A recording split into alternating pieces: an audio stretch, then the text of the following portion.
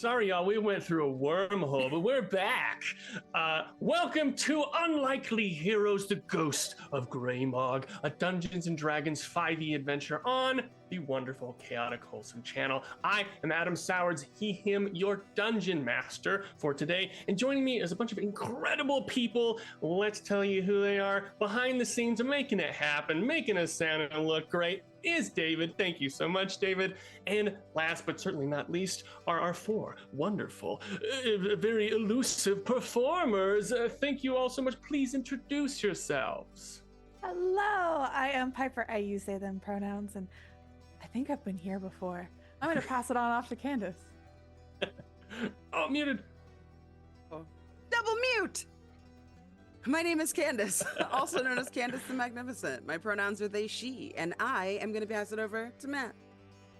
Hey y'all, I'm Matt. My pronouns are he, him, and I'm going to send it over to Kay. Hey y'all, I am Kay, she, they. Let's see if OBS will let me talk about our tip line this time. We have tips through Ko-fi. We know it's rough out there. Much like we did with God, Plan, and Ponies, though, we have a tip link to support this incredible cast. If you would like to do so, if you are able to do so, please take care of yourself first and foremost. Tipping is not necessary, but if you're able to tip, you'll not only be supporting these amazing performers, you will also unlock some special perks and chaos within the game itself. Yes. $5. These will appear on the overlay in real time in a moment, but $5 you will get, you will add a +1 to a d20 roll. This is a pool that everyone in the group can use.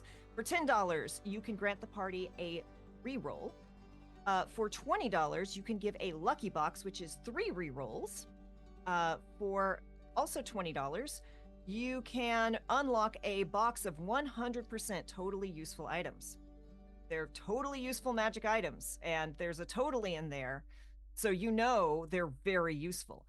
For $25, you can give the entire party a +1 to every d20 roll in the next session. $25, we're getting wild with it. The next session, all 1s and 20s will unlock a wild magic surge. And for $35, you can name an NPC. You will send three acceptable, 3 not bad. Appropriate NPC names to Adam, and your NPC will appear in the campaign. We also have milestone perks. These mean that for a cumulative total, it doesn't have to be a singular donation. Every time we get a cumulative total of $50, a new perk will unlock. So at $50 total, we will unlock a potion loot box. $100 total, an entire box of 100% totally useful magical items. At $150, the party will unlock a +1 to every d20 roll next session. And then for $200, if we reach $200, we will get a magic item loot box. There is no 100% totally useful attached on that, so these might actually be. Who knows? Thank you all for joining us. Thank you for sticking through our tech problems. We are so excited to play. And Adam, please take it back over. That's right. And again, super awesome stuff if you want to throw it out there. It'll make the game that much more interesting. So with all of that said, let's play some Dungeons and Dragons. I invite you all to imagine a world of fantasy and magic. A world of dragons and wizards. A world where Lord of the Rings and anime had a baby. We call it the Red Coast.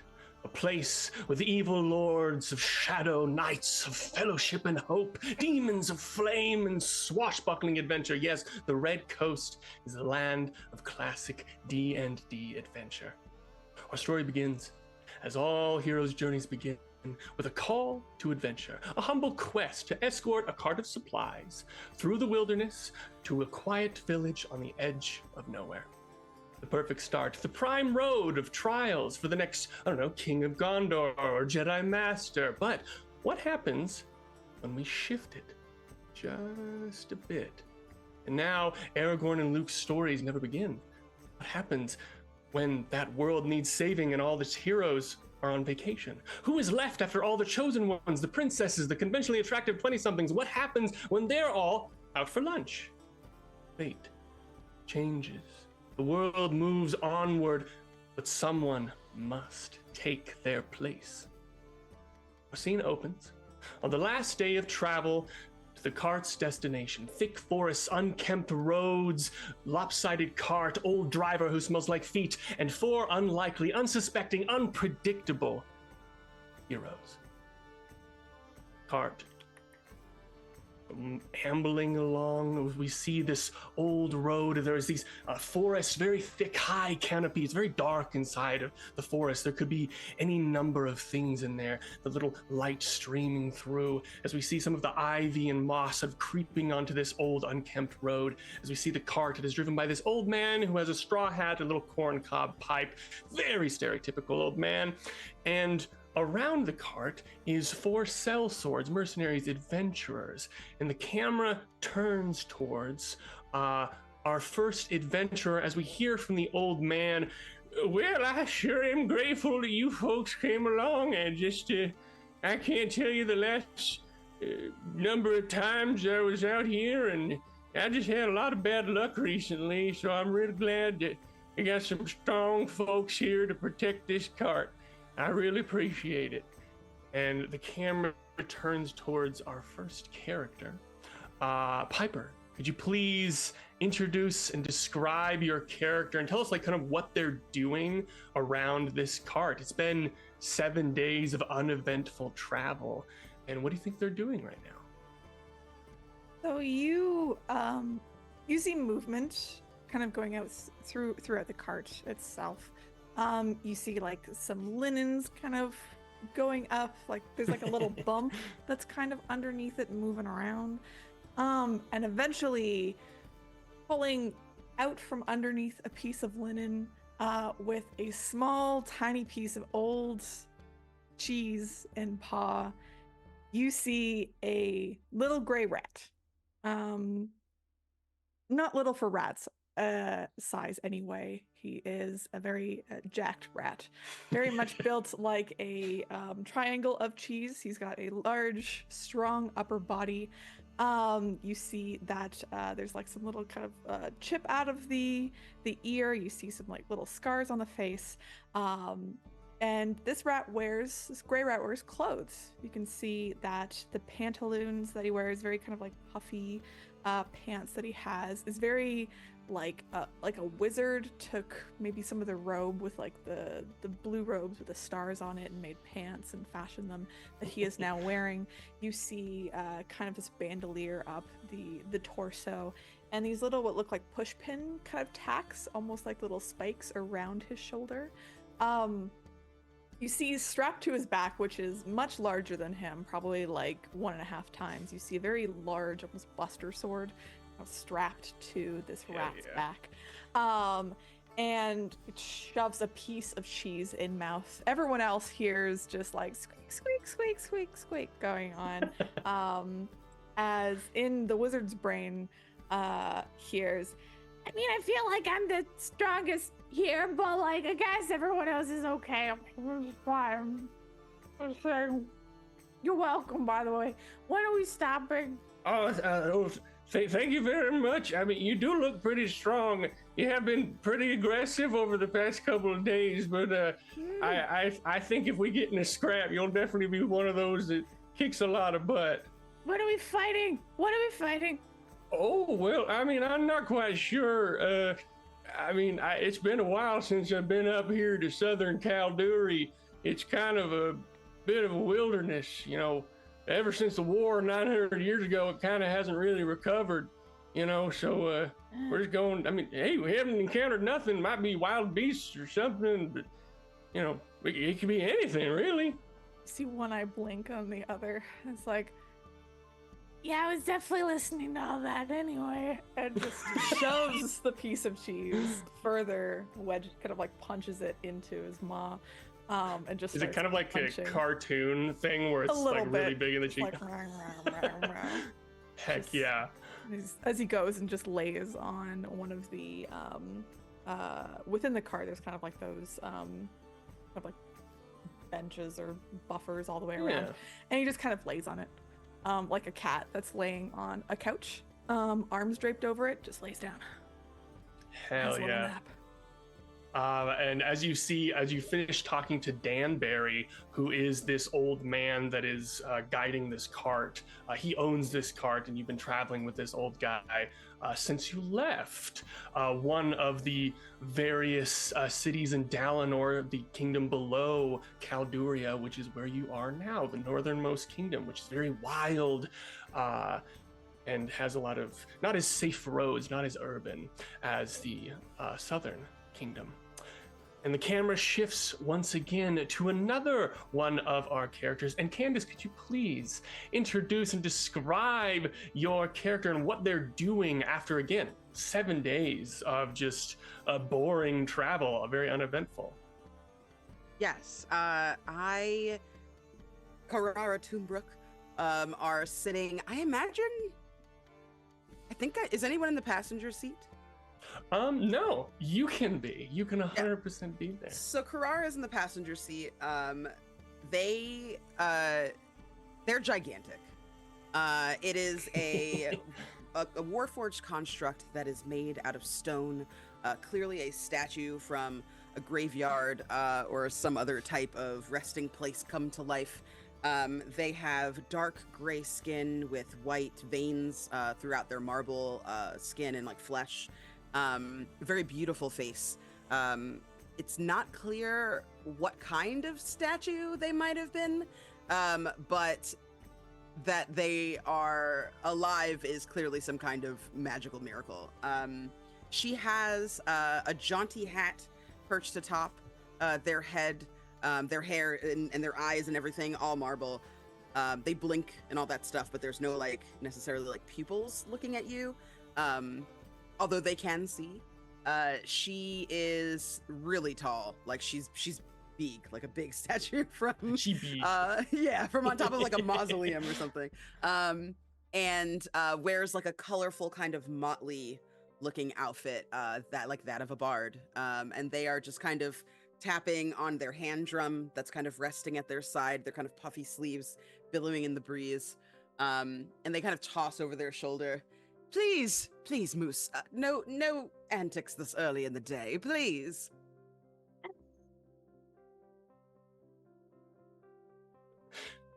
Well, I gotta say,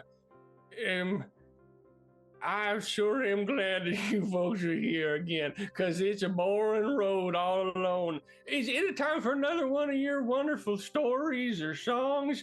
There, Caeora, I sure do like them stories, let me tell you what. Woo. Yes, I could tell the story of the old witch that lived at the corner of the little town that I'm from. Come with me now. About 1,000 years ago, her name was Gertrude, and she just launches into a story as she's tapping, and the story has nothing to do with anything, just something she remembers from a long time ago. Gertrude has since died, of course. 'Twas I don't know the year. Gosh.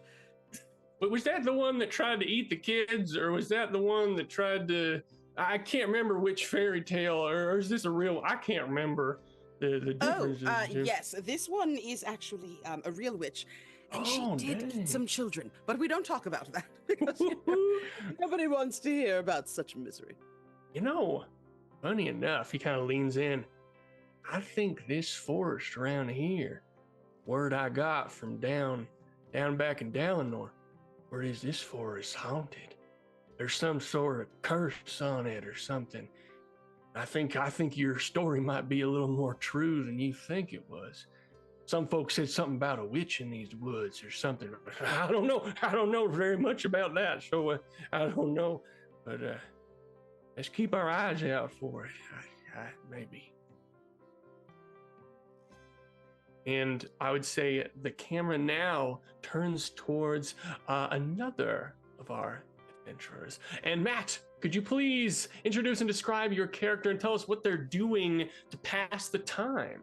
Yes. So, Bob Gimble, he's seated, I would say way in the back. I mean, as far as as he can be from the old man. not because he. Okay, so it's a mixture of things right now. But the main thing is that we've been on a journey for a while now, and the problem is that he has forgotten the old man's name, and it's been too long. He can't ask anymore because he's afraid he's gonna offend him. But he's been thinking like maybe there's context clues. Maybe at some point someone's gonna say it, but. Every now and then he'll like, oh, I have to be in the moment though. Oh no, wait, what is everyone talking about? And then he'll be like, wait, are we fighting? Remembering, like, hearing what Moose said, like, are we fighting right now? Oh no! And then he realizes, oh, it was just Moose being Moose. So it's like, oh, thank the gods. And then again thinking, wait, was it Duneberry? Ah, that doesn't sound right. Good berries? I don't know. And then wait, what? There's a witch? A witch? Oh no! Wait, 1,000 years ago. Okay, thank goodness. We're okay. Now I just need to figure out his name. And now at this point, Bob has resorted all of his mental energy to trying to find a way to get the name without revealing that he doesn't know the name. But he's wearing leathers. He's got a cloak over his back. He typically has a hood up, but you would note, like, looking under the hood, that he has a full skeletal face. If he extends a hand out, it'd be gloved, but you would see that it's very ill-fitting. Everything on him is very ill-fitting because he has no meat on his bones. It is simply bones. And Bob Gimble, our little animated skeleton. Simply bones on his bones. Yes, exactly. Bob, can you give me a perception check real quick? I would you love can find to. this name. You can give yourself disadvantage if you want because of your anxiety. You know, but whatever you're feeling. This is too real, Adam. All right, we'll take it back. Okay. Take it back. So disadvantage, I have 8 plus 3 for 11. Oh, heck yes. I would say, honestly, actually pretty easily. It depends on, you can choose if you really, this processes in your brain, but you're looking around for anything, and maybe you look outside of the cart and you see along the side of the cart is a very crudely kind of painted, like a Danbury services, or like Danbury carts, something like that. Shipping, Danbury shipping, that's better. Danbury shipping. You see something, someone crossed it out like 3 times and then finally got to Danbury shipping, is on the side of the cart. You see that. Bob is gonna be like, and just call out, so then it's not like he's assuming. He's like, Danbury? That's a fine name, isn't it? Yeah. Thank you, sir. You see him kind of, the cart person turn his head a little bit. Again, straw hat, a pipe, a little short, very white beard. He's pretty old. Has these overalls on that he kind of swims in a little bit, feeling a little kinship with you, actually. And he kind of turns around. He's like, "Oh yeah, that's my name. I would say don't wear it out, but not many people say it, so please keep saying the name." I would love to. Danbury. Where does that come from? Where does it come from? Yeah. Well, I'm from a small town in Galenor to the south there, and I had a farm, and well, it burned down, and then I got a cow, and well, she burned down too, and then I got a horse. That one fell over, but the next one, that one burned down too. I just got to say, I really am grateful that you folks are here, because I had a lot of bad luck with these shipping services the past couple years. So yeah, I'm glad to be able to help, Danbury. Thank you so much, Bob. You're welcome, Danbury. Bob. Danbury. We should keep doing this. I like you come up here, sit up here with the Caeora and me. We'll have a big fun time. Caeora. I can scooch. Oh, great. And Bob is gonna move up, like perhaps And typically he likes to be alone, but relishing in the success of figuring out the name without any extra awkwardness, he's like, yeah, I will sit here. And I'd say as you come up here, Danbury's like seems pretty happy, and then he kind of leans over and he's like, I do have a bit of a question though. What's up with that other one? And then the camera turns to meet our last adventurer. And Kay, can you please introduce and describe your character and what they're doing and where they are? So, Yes. So is this a covered cart? yeah, Like, yeah. is Covered there a- cart, a lot of boxes inside. Not much room to sit inside beside those little tiny benches. Yeah, I think up on top of the cart, kind of perched on the top, looking backwards as if watching the rear, right? Having definitely claimed that they're watching the rear, is this little 3-foot-nothing kobold, kind of skin somewhere between like creamy white and this kind of yellow hue, though they have a lot of gray. There's kind of these stripes across them and lots of little black spots, big marbled eyes that are this kind of slate gray, and a permanent smile, because that's just how their mouth is. They can't not smile. Large round glasses, and they would be adorable were they not so deeply disturbing. There is just something innately creepy about this little creature who's sitting up, kind of crisscross applesauce, facing back, cowl down. They're wearing robes, not like quite like a wizard, not quite like a scholar, not quite like a cleric, but you can see kind of bulk underneath it. So they're clearly wearing some sort of armor underneath. Little bitty hands with little bitty tiny claws on the tips. Lots of black spots, and it almost looks like a couple of these black spots are starting to merge together. Large round glasses perched on the very tip of their nose as they sit facing back with a book in hand, and their little nose is just buried in that book. They are absolutely not watching the rear. Incredible. And this their tail, like most leopard geckos, it kind of starts out a certain width and then it gets wider and fatter and comes down to a little bitty tick, and it's kind of wrapped around as close to their left side as they can get it as they're just reading. Awesome. I would say the camera kind of zooms in a little bit over your shoulder, and I guess, what are you really focused in your book, or are you like trying to look for other things outside? Oh no, we are full focused on the book. We are here because we have to be. We need to be. This job is not interesting, but the book is. Heck yeah.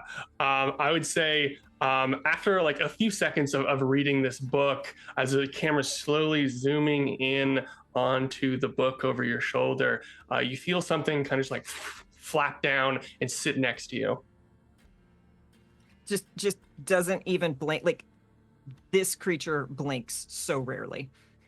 Just doesn't blink. And you see a crow sitting there, just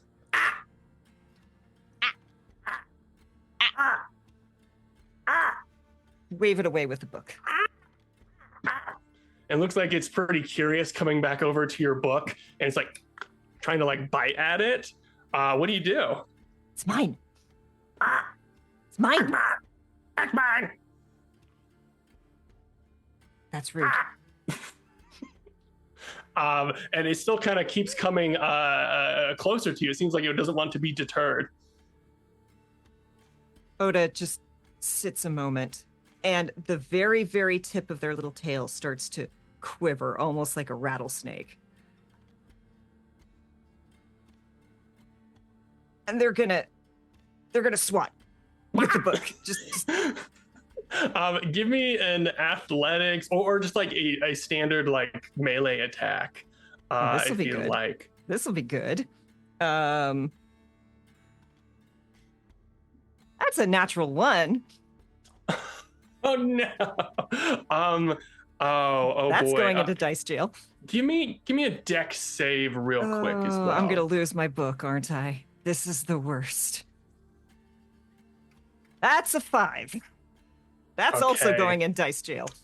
So you swat at this crow. It sort of like flies up out of the way. The book slips just enough out of your hand, and the crow picks it up and starts to fly away. It's mine! It's mine! It's mine! And it starts to fly near the forest, kind of like disappearing almost over near. Above the trees, but you actually see something in there. But I guess my question to you is, you see something, some sort of color or light coming from farther down in the forest. Do you keep your attention there or on where the bird is going? I need my book. Okay. And I guess what would you like to do as you see this bird getting near the canopy of the forest? Oda leaps to their feet, which still doesn't make them much taller because their legs are so short. And you watch they hold out one arm to the side. I really thought I was going to be holding on to this little trick for a little bit longer, but you watch these black spots down their arms start to like melt almost one into the other as just their entire right arm becomes this kind of inky blackness. And they shoot out, and a black solid tentacle extends up to 120 feet. I don't know how fast this crow is flying, but I'm gonna smack this crow. Okay, give me another attack here. All right, let's see if I can actually make this one work. Oh, that's better. That's a 14. That hits. So I would say you can either, since it's like kind of a tentacle thing, you can either grab it or you can kind of smack it to make it drop. What would you like to do? How far into the woods is this crow? I would say it's right on the tree line, basically, like right above the tree line. Like any farther, and you would lose sight of it because these trees are pretty high. Okay, yeah, no, then I'm going to smack it and make him drop it. He took my thing. I want him to hurt. Was it nice? Smack it, a bunch of feathers fly up into the air, and it keeps flying away, but indeed it drops the book. You hear it hit into some of the trees and land somewhere in the dark forest. Oda's gonna hop down off the, well, not hop, they're very small. They kind of clamber down off the side of the cart and goes, tentacle retracts, and their little fingertips come together and just smiles at everyone sitting up front. I'm going to get my book. And I'm going to... Oh, geez, what the hell? Tanberry kind of freaks out. I didn't even know you were there. Whoa. Oh, my goodness. I gotta get up. And Moose will push up from his laying down position and say, all right, just... Okay. And Moose will hop off the cart and start not running after Oda, just walking. Very leisurely pace. Just, oh my goodness. Incredible. I would say, since both of you are kind of like running over here, I'd like both of you to give me perception checks. I don't know what dice to trust today. None of them are being kind. That is a 2 for Moose. Oh boy. Well, that's great because that's a 3 for Oda. Incredible. I gotta do some test rolls. Hold on. So I'd say Moose, not really anything. You just kind of follow. Oda probably picks up their book and comes back. You don't necessarily know that notice all that much. Oda, as you pick up your book and you start to turn away, you feel like you might have saw something in the forest. Someone standing there. It was almost translucent, as if they were in armor. They had this banner that they were holding. They're gone. You hear from afar, let me know if you need help. There was a person who was not. What's that supposed to mean? And was this thing that I saw, was it near where I saw like the light? Yes. But unfortunately with a 3, it's gone. Yeah, that's it's totally gone. It's just the corner of your vision. Boom. Totally gone. And you hear Danbury stop the cart, And he's like, you all want to keep going or stop here for lunch or what's going on? Well, we're almost there. First off, thank you, Matt, Mimics and Misfits. We have a $20 donation for totally 100% useful magical item. Yay! Yeah. And Oda is going to walk. Now, their walk, they've got the little leopard gecko bent knee things, so they kind of like waddle when they walk. It's this very awkward, slow pace as they're just walking calmly back. There was strange light, and a person who is not, and they are gone now. Oh, well, next time don't get your book taken by a crow. Get good. My goodness. Moose will turn back and toddle back to the cart. Oda's head just tilts ever so slightly. Oh, that's a bad omen there. Like I was telling them, I think this forest's haunted. We should get going. I don't think we should linger here very much longer. Come on, let's go. Yeah, Danbury, let's go. Yes, Bob, let's go. Yeah, Caeora, Moose. I don't know suppose we the should last go. one. I could use a little snack. I like to hold things in my hands while others are eating.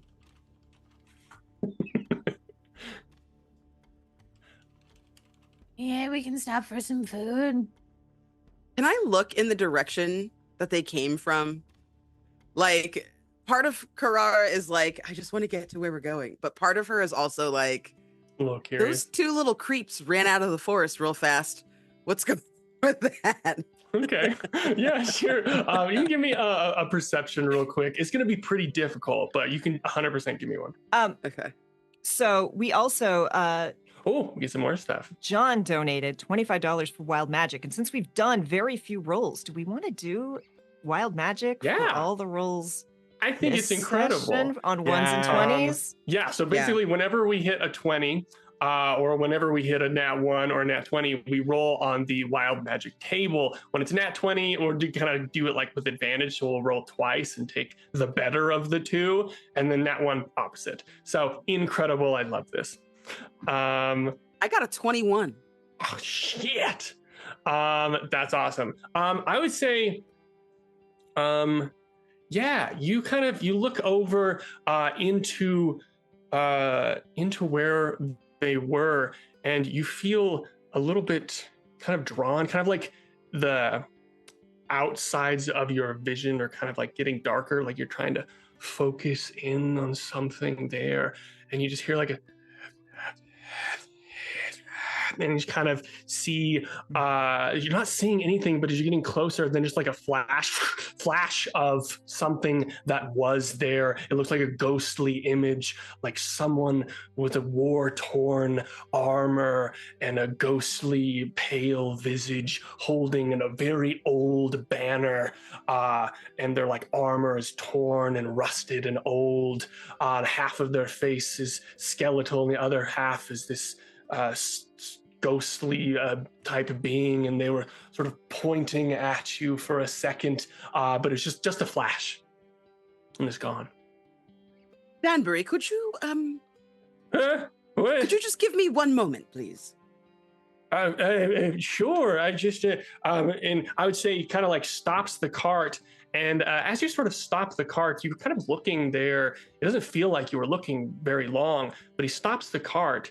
And he's like, well, wait a second. And you look to the right, left of the carriage, and there's walls. There's walls here of a very old fort, like sort of built along the road. You see these old cobblestone. It was almost kind of like camouflage because of all the moss and the overgrown nature of all the trees. Is 10-foot high walls, and you only noticed it because in front of you there is an old portcullis, an old wall that has a space for a door where it once was, but again the doorway is open. There's no wall there or any door there, but in the middle of the road is a little box. On top of the box is a little 2-foot tall creature with long green ears and little pointy teeth and little red eyes, and they have 2 cleavers in their hand, and they point towards the cart, and they're like, "You, what did you have for breakfast today?" Well, I am a statue. I don't actually eat, but I did hold an apple today. You! He kind of like keeps pointing towards the other people. What did you have for breakfast? Donut holes? You! And points towards Moose. And Moose just squeaks. Does not even bother to try to communicate. Just You! And points toward Oda. Oda just unblinkingly looks. I wanted to eat a rat. You! Points towards Danbear, and he's like, a little bit like a pizza bagel. And he's like, pizza bagel, donut holes. I'll eat one of you. Ah! And you hear the breaking of glass in front of you, behind the cart. Flames erupt, trapping you all inside of this old fort as you hear the little pitter patter running around on top of these walls, some other creatures waiting in ambush. And now I would like you all to roll for initiative. Carrara You are not surprised. Sorry, Carrara. Carrara is scandalized by this. This is so rude. And I'll say, as you guys roll your initiative, please just kind of put it in the Zoom chat for now, because as you see this little goblin starting to jump off of the box with the two cleavers in its hands as we're slowing down time to go into battle, you all think, why did I take this job? And we go back. We do a brief flashbacks of what brought you all here, where were these characters before, and why did they accept this job to escort a cart to the middle of nowhere. So what I'm going to do is I'm going to roll a d4, and we're going to determine who we see first. That is a 4. Oda, could you please tell us, could you please set the scene for us? About a week before this, perhaps a normal day for Oda wherever they are, kind of just set the scene for us and kind of like, what do we see? Oda is walking towards a city. There is a small town that they have left behind that does not know what is coming, but Oda is just walking quietly towards a city, fingers steepled, very much alone on this road. And as they approach the city, they feel the pull, the whisper, the thing. And there's a sigh, because all they want to do is get to this city. They've been moving pretty constantly for so long, and all they want to do is get to the city, find a nice, cheap inn, curl up by a fire, and read their book. But of course, they find themselves drawn through the city, looking for someone, looking for whatever this need, this pull is going to be this time. I would say you hear, and I guess anyone that's standing near, very, very close to you, just these little whispers.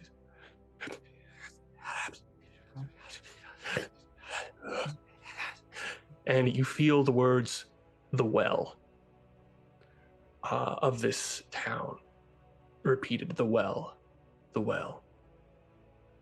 And poison it. That's what you hear. Heavy sigh. And they're going to wander along and try to find not the best part of town. And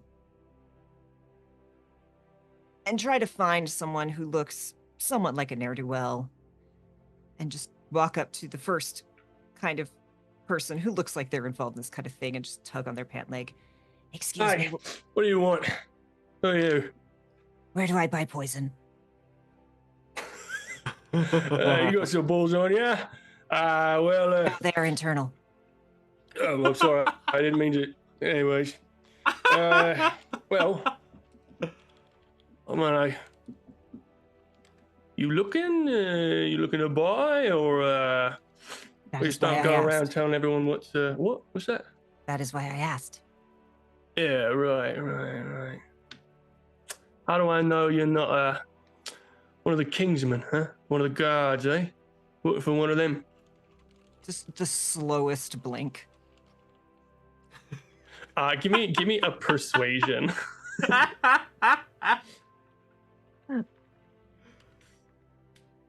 Incredible. That's an 18.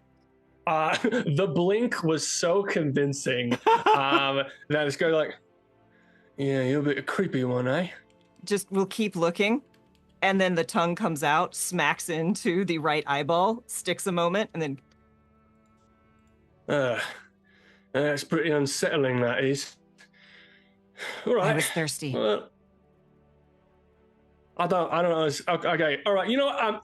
I was going to be something mysterious as well and sort of like be like, oh, follow me. I can show you where it is. But you know what? I have some right here and I'll just give it to you because I want you to go away. I thank you. Wait, what do you want it for? A star told me I need it. Yeah, all right. Sort of hands it back to you. We don't know each other, all right? We never met. Understand? I don't know who you are. Thank you. Good. This as well. And I would say so now you have this poison. What is sort of running through Oda's mind? Because it seems like this is probably not their normal sort of reoccurrence or like everyday sort of routine. What's kind of going through their mind at this moment? Oda really doesn't have much of a routine. Outside of, they are told to do a thing, and they do a thing. And anyone who's not Oda is very disturbed by how perfectly happy they are to do these things generally. This is definitely more direct than what they're normally asked to do. There's usually little bits of chaos left in their wake, which they're fine with. But it's kind of a moment as they look at it. And they put a little hand on their chest. Just kind of like checking. Just getting that feel. Like, is this correct? Is this what I'm doing? Yeah, I would say the feeling is always cold, but since you are a reptile, it's pretty usual, but it's more cold. It's more empty, more unfeeling, more almost terrifying. It's like being in a rowboat in the middle of the ocean and just kind of that unknown power beneath you of this force that if a storm could come up at any time, you'd be gone. But there's some strange sort of comfort from that, that you get from the orb, of kind of like a little pat on the head.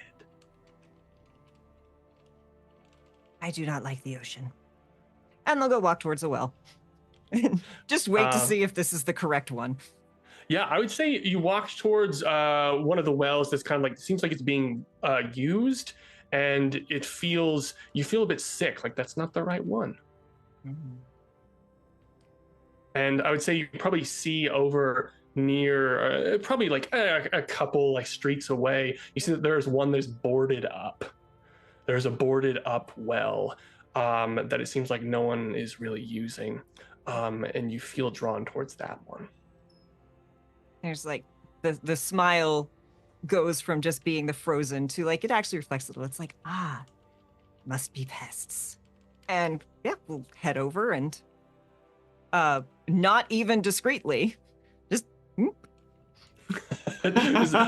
pour the poison in there. And I would say as you're kind of like pouring this in here, I would say a bit of a kind of a memory kind of flickers to to the front of your mind of walking through aisles of books and sitting in classrooms and things like that, and it sort of goes away for a second.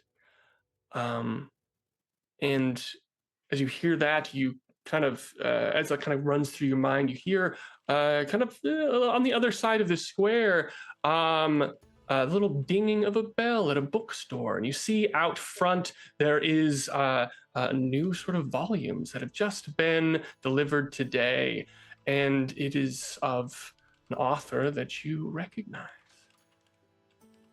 Oda's eyes get very wide. They drop the bottle and just start hurrying over.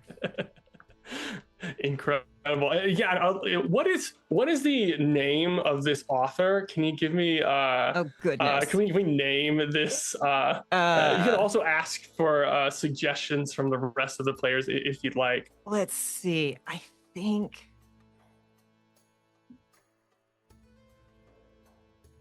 Oh goodness. I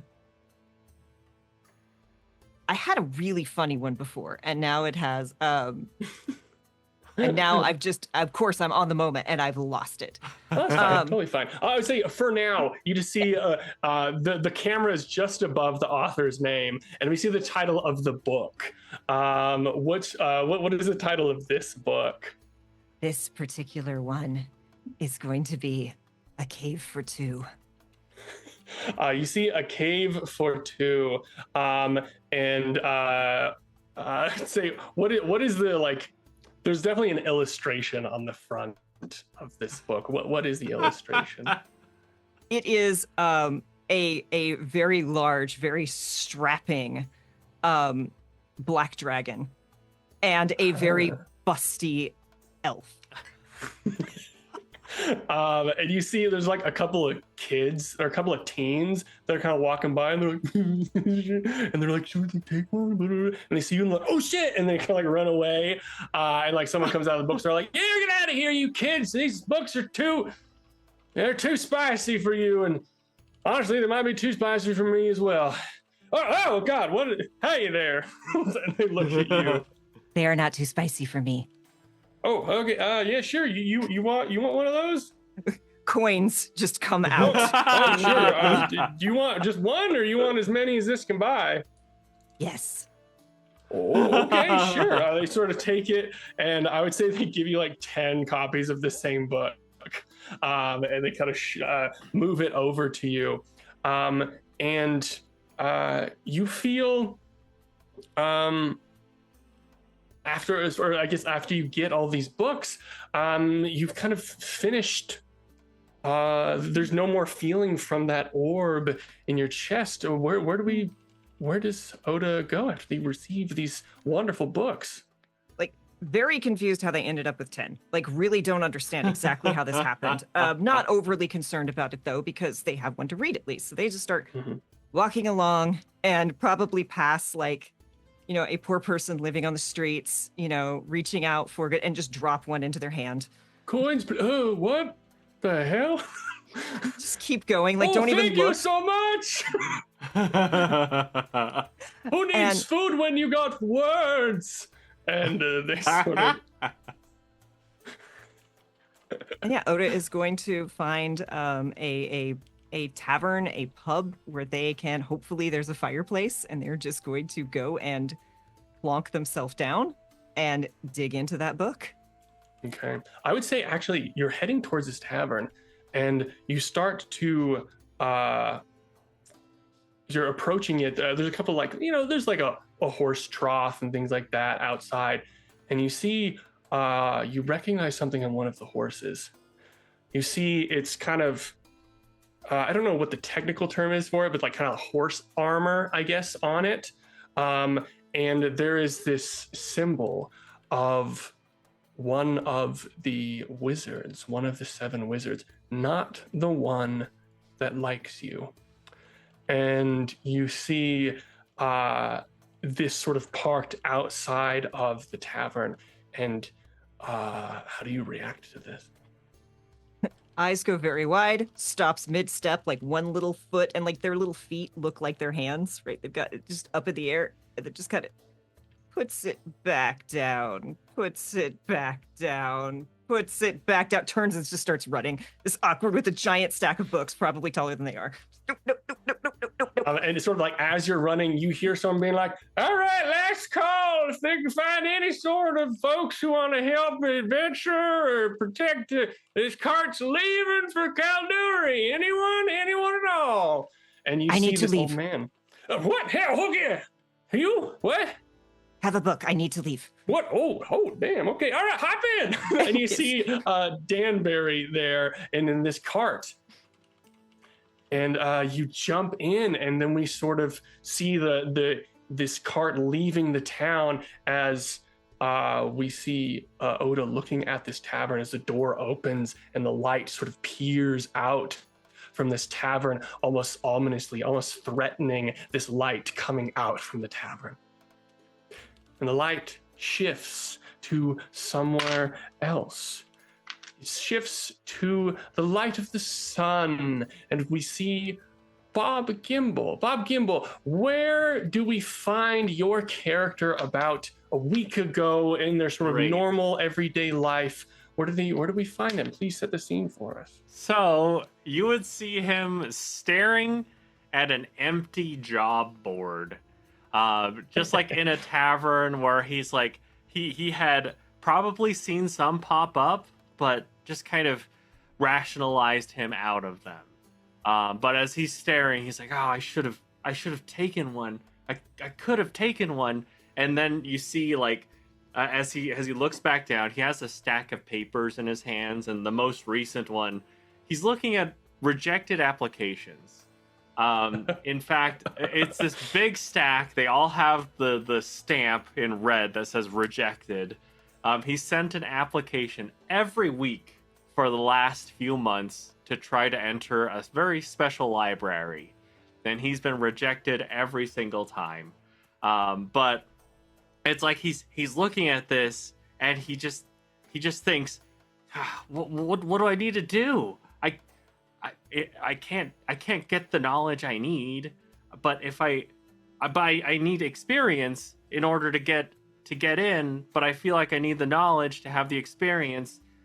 But Bob is like, he's contemplating. He's thinking back on some words that an old mentor told him. That, you know, when it comes to this situation, he has to show that he can be special. He has to show that he can be a hero. He has to show that he can be the hero that Bob Gimble was. And so as he's looking at this board, he's just aggravated because he keeps letting opportunities slip. He keeps letting his fear get in the way. And he's just standing there, hood up, staring and kind of seething at this pile. As he has his paper, he has his pen, he has another one that he's getting ready to mail. And he's contemplated. It's like, maybe my name, maybe I need to write it in like a more flowery way or something. Maybe that'll get me in. But that's what Bob's doing. He's just going back and forth. Every now and then maybe the bartender will look over and he's just like, just trying to decide. Yeah. And he's pointing at an empty board. I'd say you hear from the bar, the barkeep. How long you been coming here, friend? And he'll look at the stack and say, it's been about maybe 6 papers worth, so 6 weeks? Yeah, a couple weeks now. Yeah. You seem a bit, what are you trying to do here? I mean, I'm not saying I'm not happy to have you. You know, a couple of kids might be a little scared of you, but what are you looking for, huh? I'm trying to find myself. Well, we're right there. No, I need to learn who I am. You don't know who you are? What do you mean? Well, I'm Bob Gimble, but I don't know who Bob Gimble was. What? Huh. Well, well, I don't know how to deal with that. I usually people come in talking about like, oh, I got sick, or like, I got marital problems or something like that. I don't know. I haven't had too many folks who not know who they are coming in here. So, well, I maybe Bob Gimble had those problems. I want to find that out. I want to find out if he was sick, if he had marital problems, if I had marital problems, if I have a wife. That would be wild, right? Yeah, that'd be pretty wild. I haven't, or like, I mean, if I have a partner, I haven't seen them in forever. I don't know them. I don't remember them.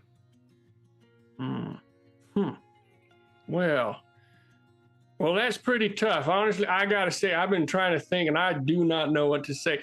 You want something on the house? You want some drinks or something? Here you go. I guess can you drink? Here you go. Yes, absolutely. And Bob is gonna take the beverage, and it seems like impossibly so. He'll open his mouth, and the liquid will just go in, and you'll see some of the transit down, but it doesn't like splash away or anything like that. And Bob just says, it tastes good. I just wonder if it tasted good to me before. You see him kind of shakes himself out of it. Well, seems to me, friend, that whatever it is that you're looking for, like who you are, you ain't gonna find it here. And he's like, you've been here for 6 weeks now, and I don't know what those letters are that you're writing out, but that don't seem to be the answer. I think it's out there, man. Out there. And he points out the window. Yeah. Okay. You know what? I'll give it a shot. Thank you for letting me stay for so long. Yeah. And you can pay your tab whenever you want. If you feel like you're not going to come back, I'd appreciate you paying it before you go. Okay. Yeah. I'll and Bob is gonna reach into his cloak, take out a little bag, and say, "How much do I owe you?" Oh, well, six weeks worth. So I'd say, I don't know. It's like I don't know, maybe like 20 gold or something like that. Something ridiculous. I have 15. You can have my 15. You know what? Keep and this my kind of sours the moment a little bit, doesn't it? Keep my tab going. I'll give you 15, okay. And I'll be back with 5 more for you. All right. I appreciate that. Well, hey, You know what? I would say if the job board here and I have something, there might be something out there. Yeah. I'll go check it out. And if I don't show up again, just find Brandlegast. He'll the wizard. Pay you. Yeah, he'll 7 wizards, the famous ones. Yeah, he's famous. All right. Yeah, I mean there are only 7 of them in the whole world. Well, he taught me, so he'll pay you. Shit. Okay. All right. Yeah. Well, hey. All right. Just tell him Bob Gimble sent you. Okay. All right. Well, thank you kindly. And I say you sort of step outside, and I would say you see on this job board that there is indeed one sort of nailed to the top, and it is that quest from Brandlegast, looking for someone to just escort a cart. Oh, I didn't see. Okay, and then it seems like it was newly put there. Bob is gonna be like looking around desperately to see who did it. He's like, Sneaky, sneaky. I mean, it looks like I would say maybe you see like a courier kind of walking away. It doesn't look like it was not the wizard himself. It looks like it might have been like bought or something, or sent like a letter to do this. Okay. In that case, Bob is he's gonna jump up, try to grab the quest, and he'll call to the courier, say, "Thank you." What? Thank you. Yeah, okay. You're Yeah, welcome. Do you want a tip? What's that? Do you want a tip? The well's that way. Do you want a tip? Let me just walk closer to you. It's gonna walk up. What? You want to, what did you have? Do you want a tip? Sure. And Bob is gonna take out his little bag, and he'll realize, oh shoot, I paid it all to the bartender. You know what? Find Brandlegast. He'll tip you. The wizard that paid for he's gonna tip me. For you? Yeah, for me. Just tell him Bob Gimble sent you. Okay, Bob Gimble. All right, cool. All right, see you, friend. See ya. Turns away. What do we see Bob Gimble do next? I'm gonna look at the quest and start heading towards the meeting point. Yeah, and I would say kind of a little skull face with like the hollow eye sockets sort of peering at this paper brightly, shifts to someone else. And we see Caeora. Where do we find Caeora about a week ago in their sort of normal life and accepting this quest? I think Caeora is traveling with their caravan, their troupe of performers and musicians and artists. I imagine early in the morning they're probably lounging in like a hammock off the side of one of the like little kind of covered wagon style vehicles, like in the troop kind of parade, and are just kind of strumming a lute or playing their flute or one of their other several instruments that they've learned to master. Heck yeah. I'd say sort of like coming through one of the doors, we see Roderick, I guess your mentor. And what does Roderick look like? Roderick is a like a little short kind of not old necessarily, but seasoned looking kobold. Brilliant green skin, very probably a chameleon, like a chameleon green skin. Cool. Very kind of prominent eyes that are hooded, heavy lidded. They wear a little bit of like a ruff around their neck, and have similarly foppish clothing to what Caeora likes to rock. Despite being very wee, Roderick holds himself with a lot of pride and certainty and surety, and kind of gestures a lot. Roderick is a bard that mostly tells stories, doesn't really use too many instruments, has like a hammer, dulcimer, and that's it. Okay. Rise and shine, dear Caeora. Yes, it is the morning, as you are the star and something else at the east. I can't remember that one. What are you doing in bed, my darling? Just dreaming of adventure. Does it ever occur to you that we just tell the stories, we don't make them? No. Why would we want to make the stories? My darling, that is the point of the bard, is to remember, to tell, to recount the various histories throughout time. That is what we do. Do you... Yes, but also, could you imagine one of us being there in the thick of it? The stories, the grip, the grasp we would have.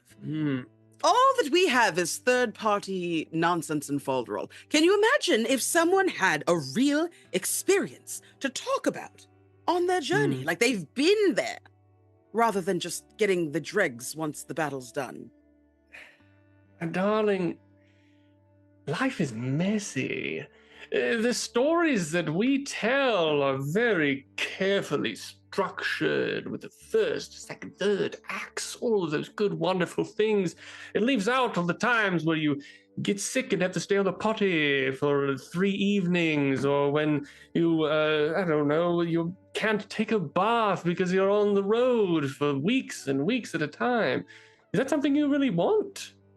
Well, I mean, baths are for me, obviously, quite different than they are for you. Yes. An organic creature. You want me for that tub, you know.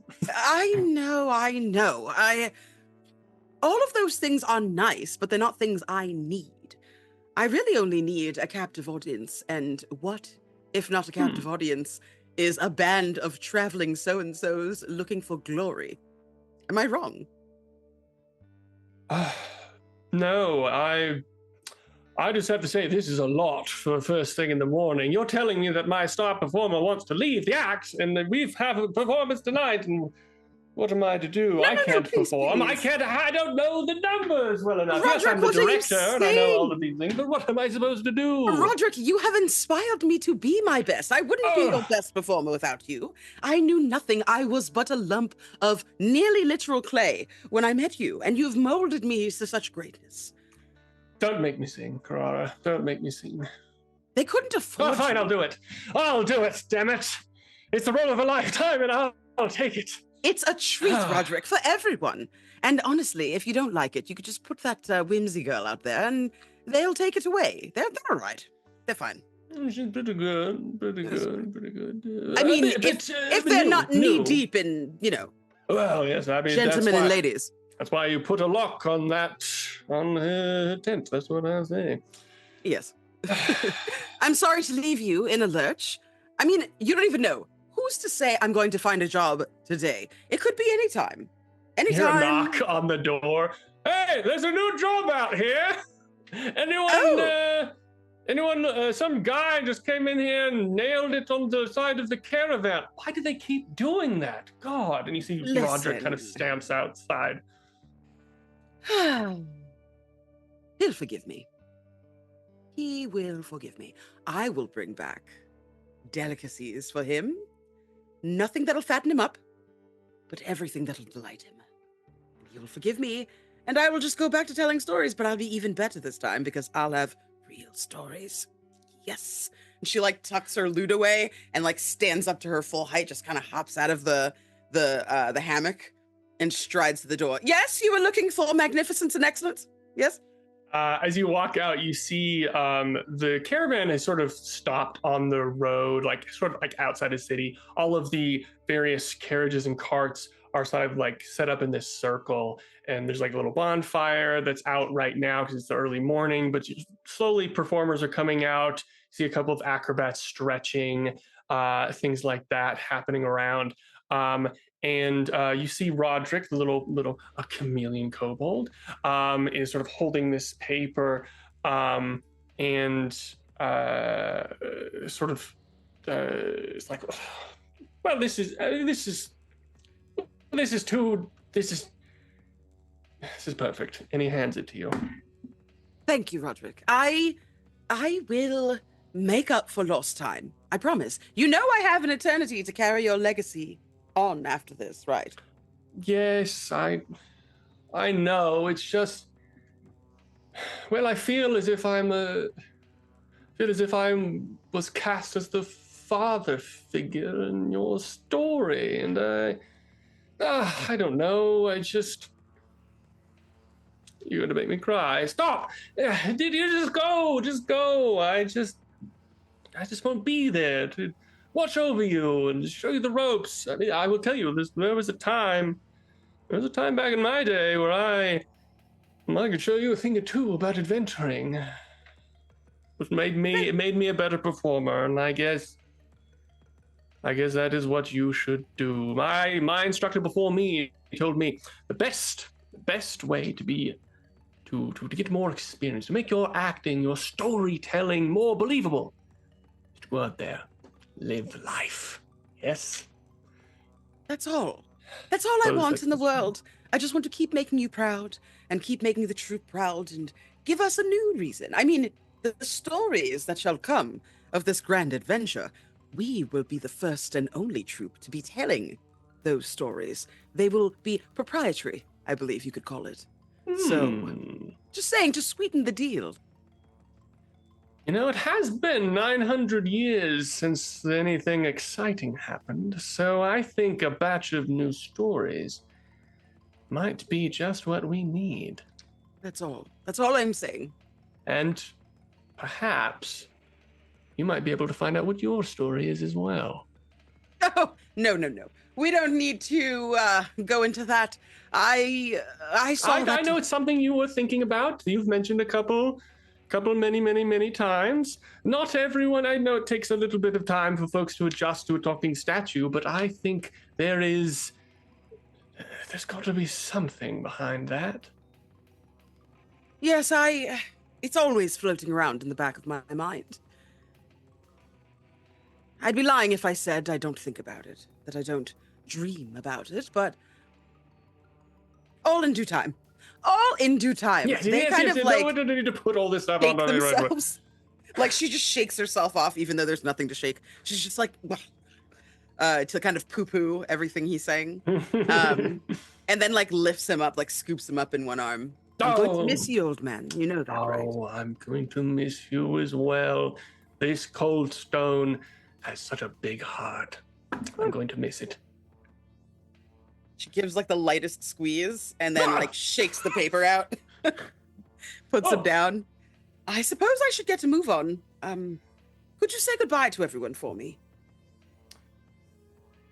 All right, I will. I'll give you their love. Thank you. Oh, except for Hedwig. Don't tell Hedwig I'm gone. I'll you know tell... what? Don't tell Hedwig I'll be back. I will. Yes. I'll Thank you. send that along. Appreciate it. Okay. Well, I'll expect a letter. All right? And you shall have them in spades. Very well, my friend. Adieu. And she gives like a really deep bow that you wouldn't expect someone so giant to be able to give. But her body does not have any kind of real bones or skin, so she does whatever she wants. And it kind of does like a little flourish with their hand and kind of like waves their hat off at the same time. And then she kind of like flips it back up on top of her head and goes to like move toward the front of this caravan, trying to be a little sneaky. They don't want to like upset the other performers. They figure Roderick will take care of all that. Yeah. I would say as the sort of hat comes off, the camera sort of follows this gesture and whooshes off to another scene. As we see Moose! Moose, where do we find... Oh, we have something before we jump to Moose. You're muted. Hi, I do this. Before we jump to Moose, Matt and Mimics Misfits, thank you for the donation. We have 3 rerolls, a lucky box, and that pushes us to our first milestone redeem. We also have a potion item box, which you may insert when needed, when ready, Adam. Okay, we'll see. Hopefully you guys find it. No, you'll find it. Heck yeah. Thank you all so much. This is incredible. And as we see the scene transforms to where we find Moose about a week ago. Where does the scene start? Where do we find them, Pepper? We see the flourish of the hat, and then we're kind of like in the sky. We see this little butterfly kind of flying down, and we see like people walking amongst each other. And then as the butterfly flies down, we see a very dark alleyway. By the alleyway, the butterfly gets stuck inside of a spider's web. It starts twitching around, but the camera continues as right by where the spider web is, we see a backpack in the arms of a skeleton. This is a very large backpack that's there, and we kind of dive down inside as we see what looks like light kind of streaming out from the tied together bits to keep this backpack closed. Inside this backpack, we see a very homey space, like little plants that are kind of on the wall. That's more moss than anything. Maybe mold, who knows. But we see like little tiny lights that are handcrafted, made out of like bits of glass that have been glued together. And of course, we see little open flames, very dangerous inside of a backpack, but that's okay. It's for aesthetics. There is this kind of like, it's almost like a 3-tier, like open concept apartment inside of this place. Except with each of these are like little shelves that are kind of sticking out. Against one of the walls that doesn't have the shelf, we see a large, beautiful painting, well, large for this backpack, a large, beautiful painting of a bugbear looking over her shoulder. She has a little kind of pearlescent blue earring, and just this very beautifully draped peach colored dress on. She's just kind of looking back. Very still, beautiful oil portrait. Inside we see he's got in his hand like a little broom that's made out of various hairs of like cats and other animals that he's just stuck onto the end of a piece of wood, a little splinter. And we just see that Moose is going back and forth, just sweeping the house. There's nothing really to sweep, but he's looking to be clean in the place and says, "Oh my God, there's so many crumbs everywhere. Who keeps leaving crumbs in places?" Well, that has to be you there, Moose dear, the painting says. "I don't appreciate being called out in our own home." I love you so much there, love you too. Moose, but I don't make any crumbs. I'm a painting.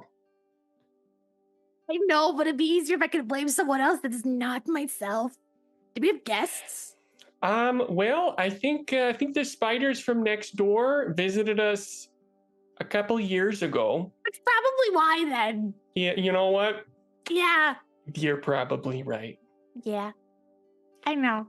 Thank you so much. and Moose goes over and just smooches the painting on the cheek. Oh, you. You're so sweet and so angry, and I love you. I love you too. Can you be a darling and move me towards the window? I want to look outside. Yeah, of course. And Moose goes behind the painting and struggles and moves the painting over towards Oh, like you're a so tear. strong. I know, I've been lifting. I've been practicing for you. Oh. Puts the painting to look out the tear, the hole in the backpack that's there. It's kind of like roughly stitched up to look like a window. Little toothpicks that are kind of forming this little plus sign to make this very window aesthetic. And yeah, you see the painting looking outside, and you just hear eventually a little. What now? I cleaned everything. No. I think. Can you turn me towards you? I don't like you talking to the back of me. I mean, I'm fine with looking at the back of you, but okay. Oh, hey there. Oh, getting frisky, are we? And she looks at you and she says, I don't want you to think that I'm not happy here with you, Moose, because, I mean, there's a reason we got married, and I love you so much. Yeah. I just wish that when you held my hand, I wish I could feel it. Or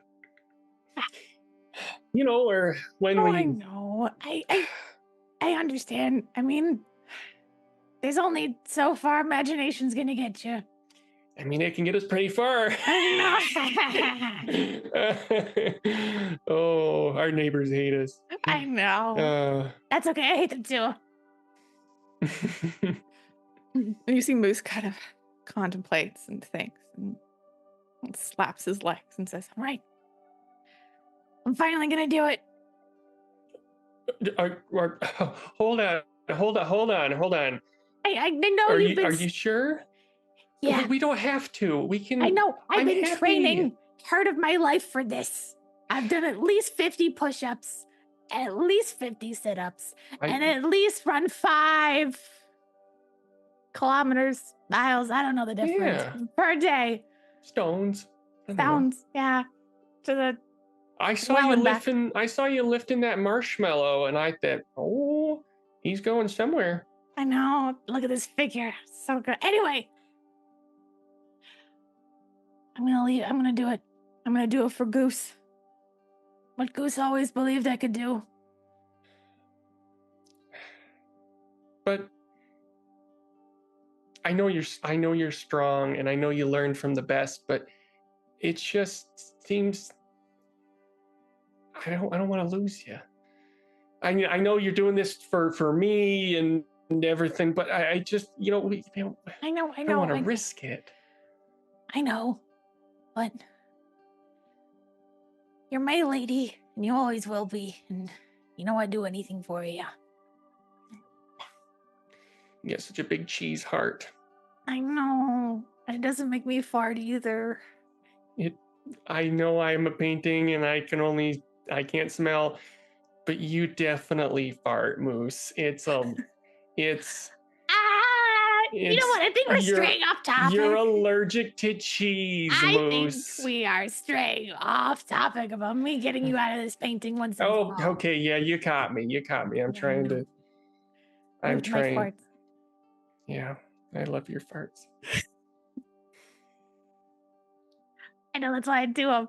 Anyway. Oh, I love. Come here. I can't.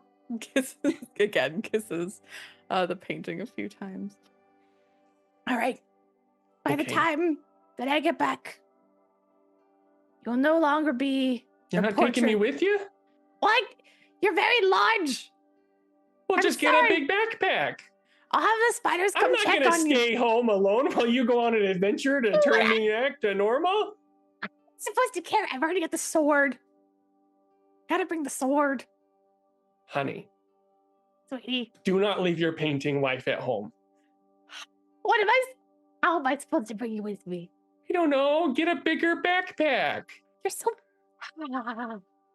Oh, I know we're not going to talk about how big I am. I know we're not going to go there. That's fine. Okay, I'll bring you with me. Goodness.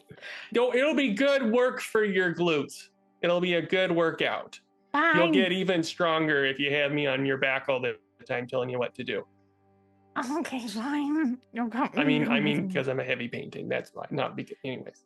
Yeah, I know. Okay. Well, we'll fashion something. I'll bring you with me. Okay. And by the time you will no longer be the portrait of Lady Binhamper, you will be the fully formed Lady Binhamper.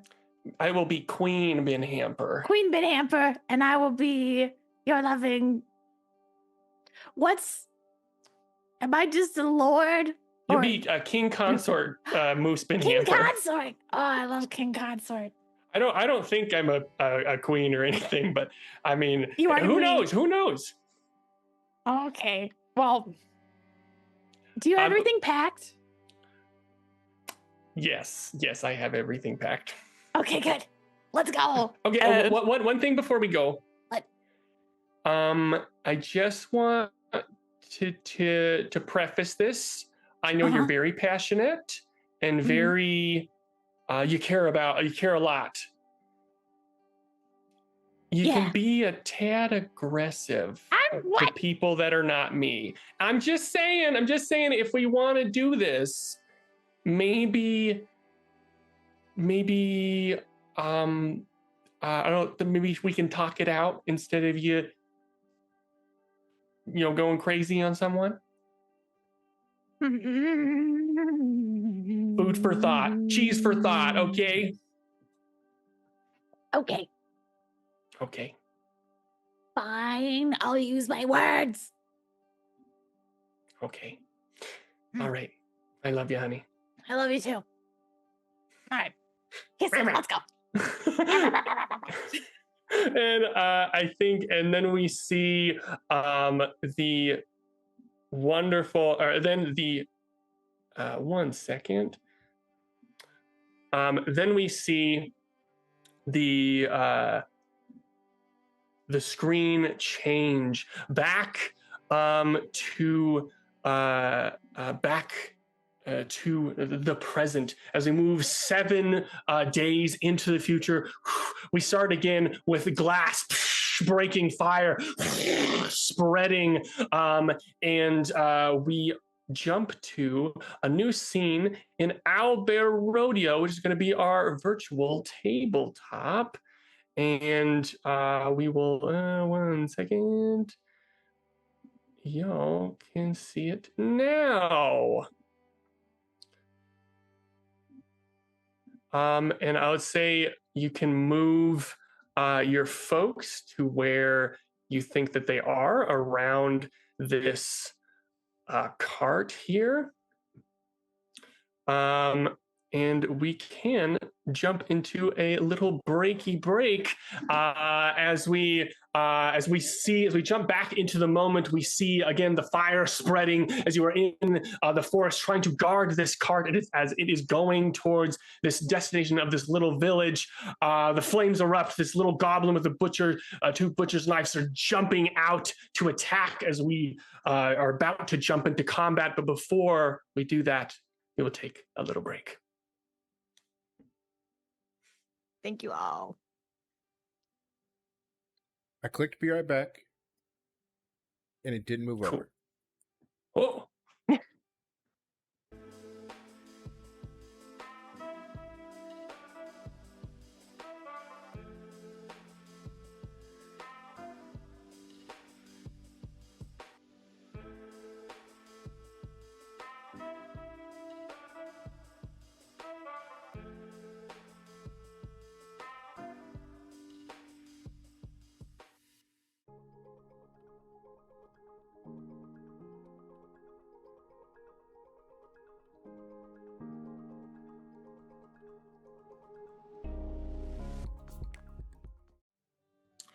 And we are back into the adventure. Thank you all for joining us again. So where we left off before, our adventurers were traveling with this cart, and then out of nowhere, a goblin, and then jumped out of nowhere with a bunch of butcher knives, and a flame spread behind them, trapping them inside of this old stone fort.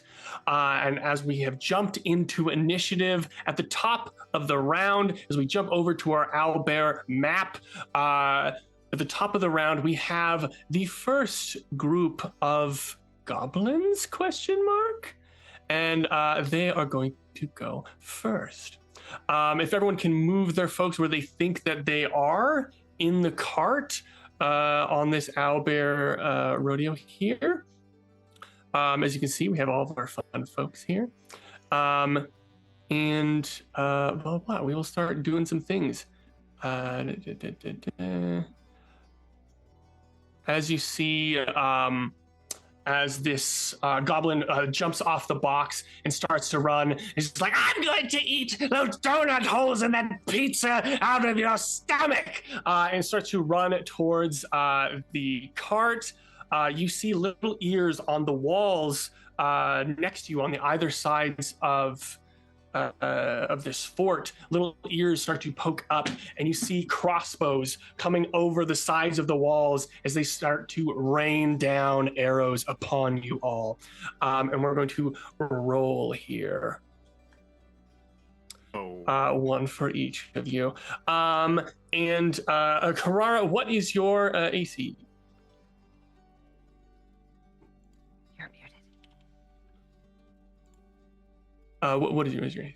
Double mute. It's 11. 11. Oh, dang. Not great. Unfortunately, so one hits you. I would say, Bob, you get a miss. Oda, there's a miss there. And then one is going to hit Moose. So we see that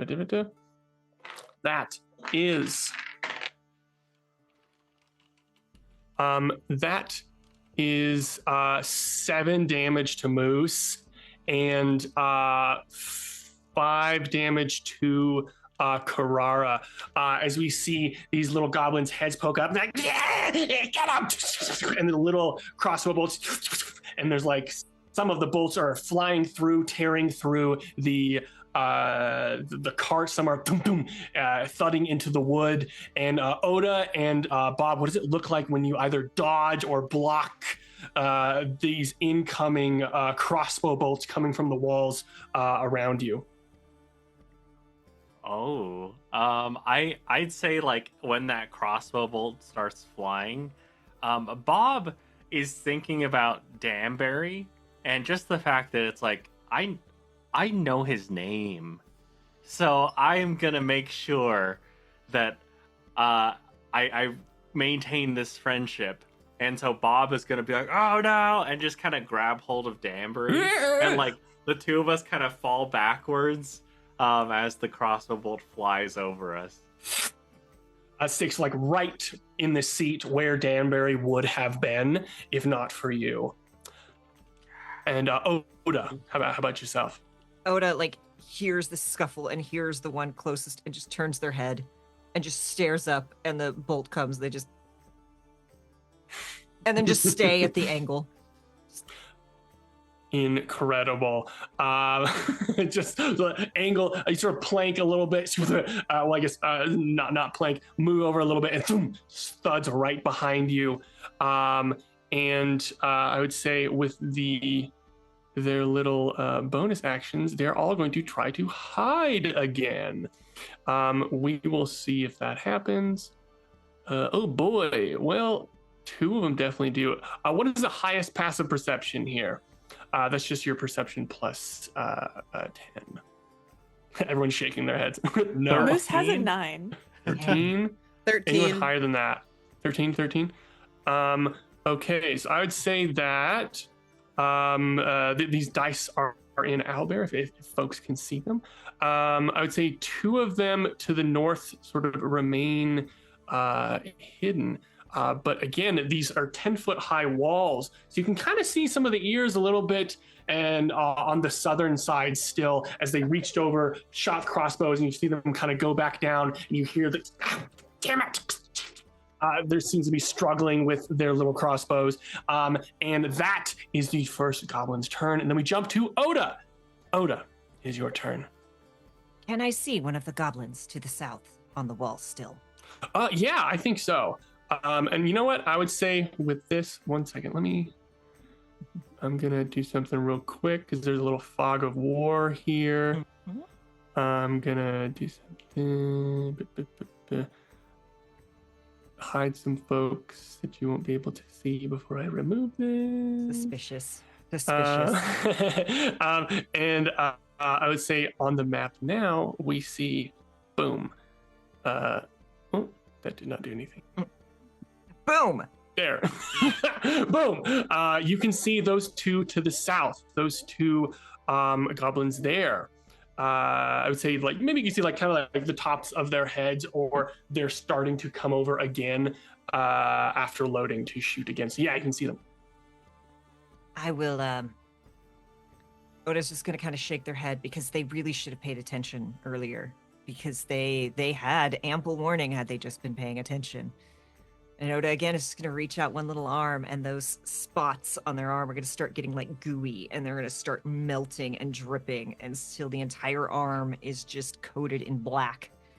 And they're going to shoot out their arm. It's going to go 5, 10, 15 feet as they attempt to blast this little gobbo on top here. Yes. Which is going to be... Does an 18 hit him? Yes, very much so. If you can use a little pointer, which goblin, or I guess select which one on there, so I know which one it is. It's this one? Heck yeah. Heck yeah. All right. Then.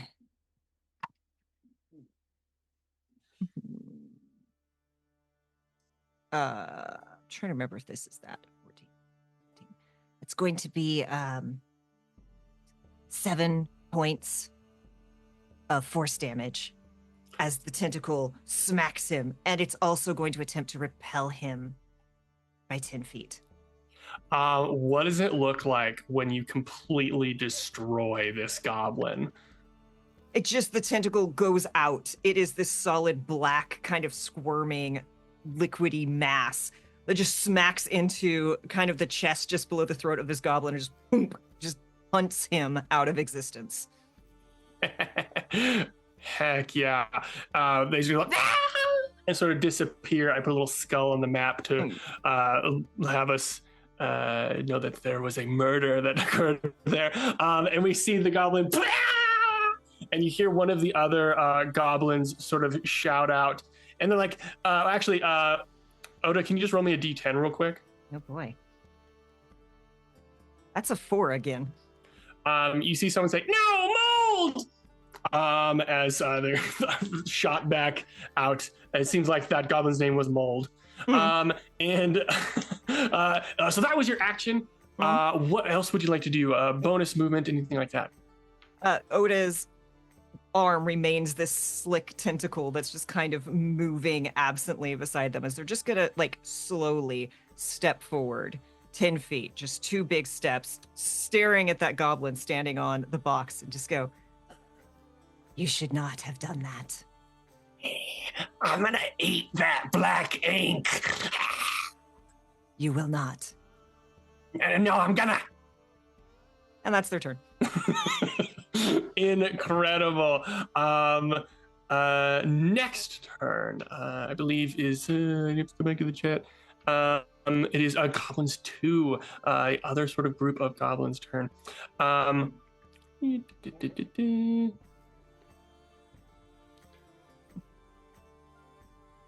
will be me.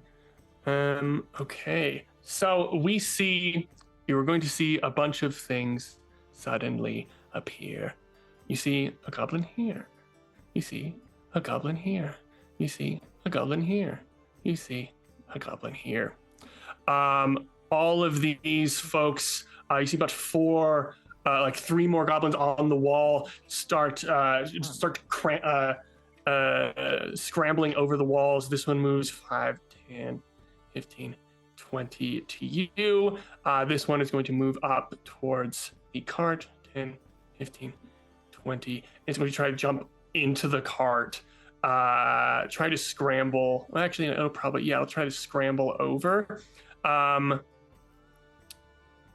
It'll disengage with this little action and try to scramble into the back with its movement. This one, these 2 up here are going to stay there. So you see these ones run up. 2 of the goblins run up with the one of them slides down this ladder. And he starts running over and runs straight over to Oda, and they start to swing. Where is it? Let's see. And does a 15 hit.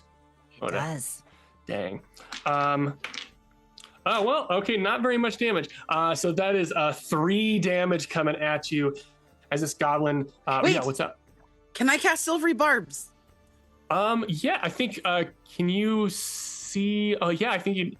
Does Silvery Barbs need a line of sight? It says, I mean, well, yeah, you have it. Anyways. I do have to be able to see them, but I thought I could see them because they were trying to attack. You definitely can, especially because like you're on that one side of the horse, you can definitely see them, and you're very tall. So yeah, you can see them. What would you like? What does Silvery Barbs do? Silvery Barbs means that creature that I am pointing at, which is the one who's shit talking my friend, I would like for that creature to re-roll that d20 and use the lower roll. Okay, here we go. We're gonna re-roll an owlbear. That is a 2. That is a miss. Yeah. Heck yeah. What does your Silvery Barbs look like? My Silvery Barbs. So Caeora kind of is horrified by all of this. They didn't expect to be in battle like literally immediately.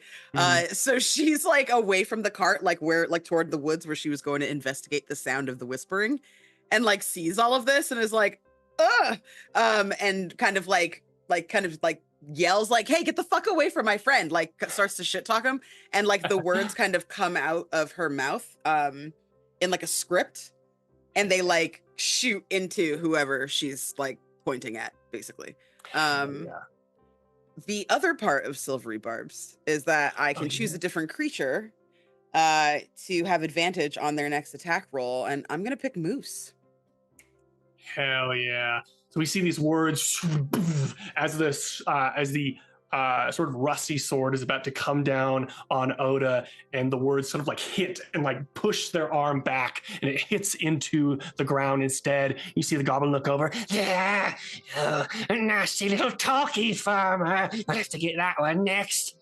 And then the rest of the goblins go. So that one, so the one with the two little cleavers completely ignores Oda, runs over, scrambles next to scrambles over Danbury and Bob and into the cart.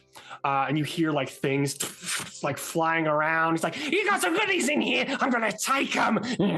And just kind of like moving around in there. And you see him, you hear like, "Ooh, this one looks nice." And you hear them pick up something, but that is their turn. Then we move over towards these two folks on the wall, and you see them pull out these two what looks like little bottles, and they have this sort of reddish orange liquid in it. It looks like it's carbonated, and they're just like, "Ah!" And they both chuck these things down there. One of them is going to be right at Bob and Danbury, and probably the only other person that's probably in at Oda, because they're the only one that has killed someone currently. Let's see how that goes. I need to do this. Well, those are both misses. However, you do see that they missed, but there's a little box here as these things. Where did that appear? You didn't know where that was. All right. 1 second. Oh, there's the stupid boxes are. Two. These little things appear. They throw these bottles. The breaking of glass, similar to the beginning of the fight, and you see flames erupt as they've thrown these little Molotov cocktail or alchemist fire potions at the ground, erupting in flames.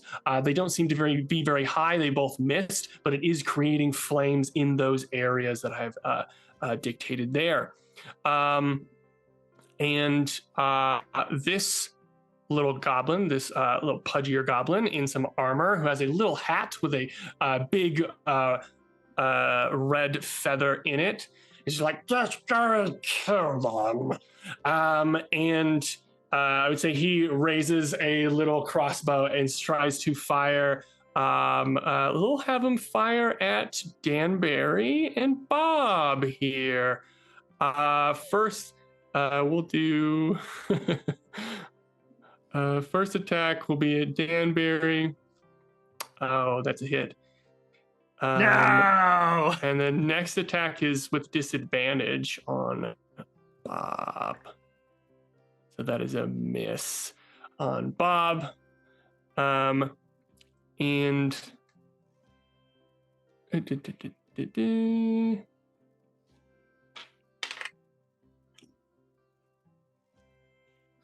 6 damage towards Danbury. You see as a crossbow bolt hits him right in the shoulder. What in here? Oh God! It's time to get out, Betsy! And you see Danbury pull up a light crossbow. He's like, "You're gonna regret that, you damn goblins!" And we see this goblin captain up here. And can I? Let's see who is going next. Caeora, can you roll a d10 for me? If I have to. 9. Okay. This is as you see all the other goblins up there sort of turn towards this captain-looking figure with like the red feather in his cap. They're like, Captain Restaurant, what should we do? This was determining the goblin's name. He's like, just go and kill them. And at the end of this goblin's turn, we see something happening about right here. Just north of this goblin, we see a little green smoke starting to appear, starting to swirl, and all of a suddenly, another shape appears. This little, as the green smoke starts to coalesce, it creates kind of like a illusory type figure, almost like a ghostly type figure, but it's like a green color. And it looks like the outline of another goblin who is dressed sort of like wizardly-ish. And as the goblin appears and looks at this captain, he's like, Captain Restaurant, what are you doing? And the captain like sort of like stumbles over to the side. And he says, what are you doing, you fool? I need another ingredient. Bring it to me. And the captain's like, oh, I'm so sorry, I did it. Lord Ziffert tries. He says, say the whole thing. Lord, Ziffert tries. Genius, mountain brain, knowledge of bowls, and what was the last part? Wizards of wizards, you fool. Oh, gosh. Imbeciles all around me. Bring me another ingredient. The ritual must be completed, you fool. Hey, and then I will finally be king of all the Red Coast. Bring it to me quickly, you idiot. I'm surrounded by all these fools. You must bring it to me quickly. Do you understand?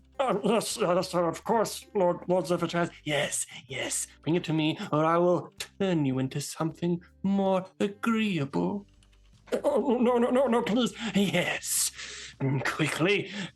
How do you turn this thing off? It looks like he's moving his hand somewhere, and then he sort of disappears. And Captain Restaurant is like, kill him! We need to kill him to take this stuff. We need it! And that is the end of the goblin's turn, as all of that stuff happens very quickly. And now we are finally to Caeora. Caeora, it is your turn. I think Caeora kind of stares at everyone, like, again, just being very... What is happening right now? I feel like I already went. Did I already go? No, you did a reaction. Yeah. Oh, got it. Okay. Sorry. Heads up, we have 3 rerolls, and we just got an anonymous Ko-fi donation, so we have a +1 to a roll as well. Yeah. Okay. I'll use that. No, I go. Heck yes. Thank you so much. I think Caeora is going to use command on one of these goblins. I think on the mean one, that shitty one with the staff. He disappeared. Damn it. Okay. So it looked like it was some sort of like illusion spell or something like that. Projection. Like it might have been like, I mean, the sci-fi equivalent is like a hologram appeared and then it disappeared. Okay. So yeah, it was like there and gone, unfortunately. Okay. Then I changed my mind. Instead, I'm going to do Creeping Touch. I'm going to turn my hand into a spider friend that I made during my 900 years of living in that graveyard. I want it to... Oh, never mind. It doesn't attack. Sorry. This is my first time playing this kind of bard, and I'm really excited about it, but I'm like, I don't have any spells to attack people. I had to ask Adam, do my things stack? Yeah. During break, so don't worry. Yeah. Awesome. Thank you. Okay, then I think I'm going to use the command spell Grovel, and I think I'm going to use it on one of these goblins up top. I think the one that's all the way to the left, if I can. Yeah. So if you just like click it or with the pointer. Oh, okay. Yeah. Heck That yeah. one? Yeah. That this highlighted one. yes, that one.